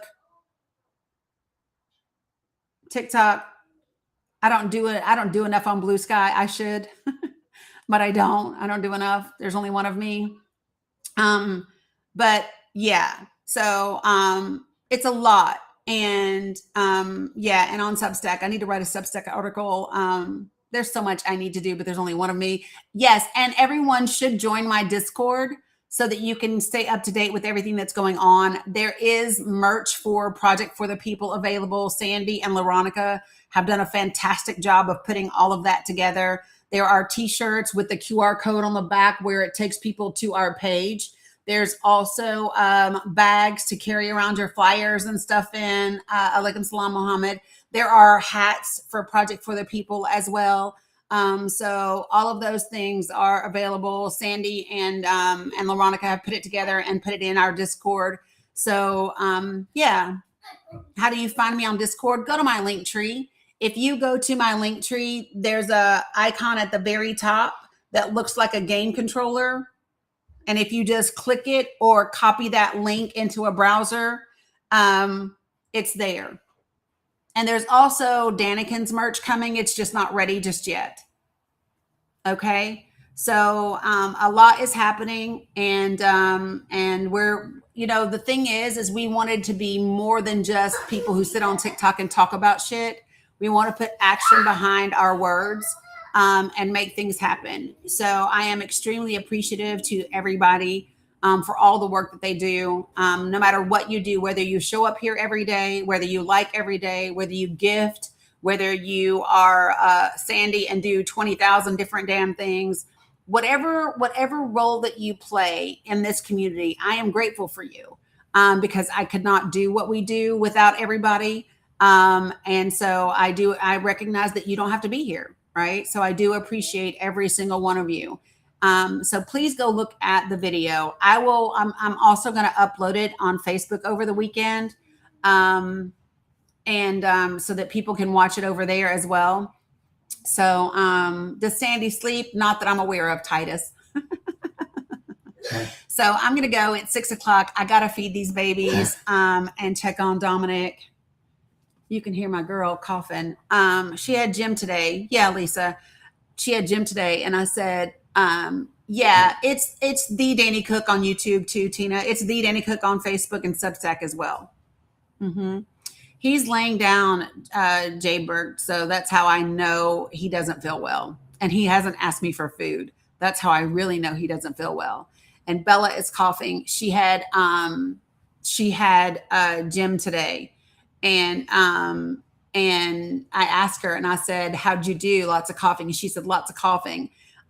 So I need for her to give her lungs a break as well. So Lisa, what's the question? Okay. The first meeting that you guys had, Mm-hmm. that I signed up for it, but that was the day my sister, her funeral was. Do I need to go in and re-sign up? So no. No. No, so I'm already in there. Yes, honey. Okay, I just wanted to make sure that. I'm coming. Yeah, no, you don't have to. So once you put your information into the form that is in the link tree now for Project for the People, you do not have to re-sign up for it. Okay. Okay, good. Okay. Yeah, because I don't want to miss anything. Yep. Nope. You're all good, sweets. All right, guys. I Okay. appreciate you all very much. I will see you tomorrow morning. Love you, mean it, and I will see you then. Okay. Peace out, guys.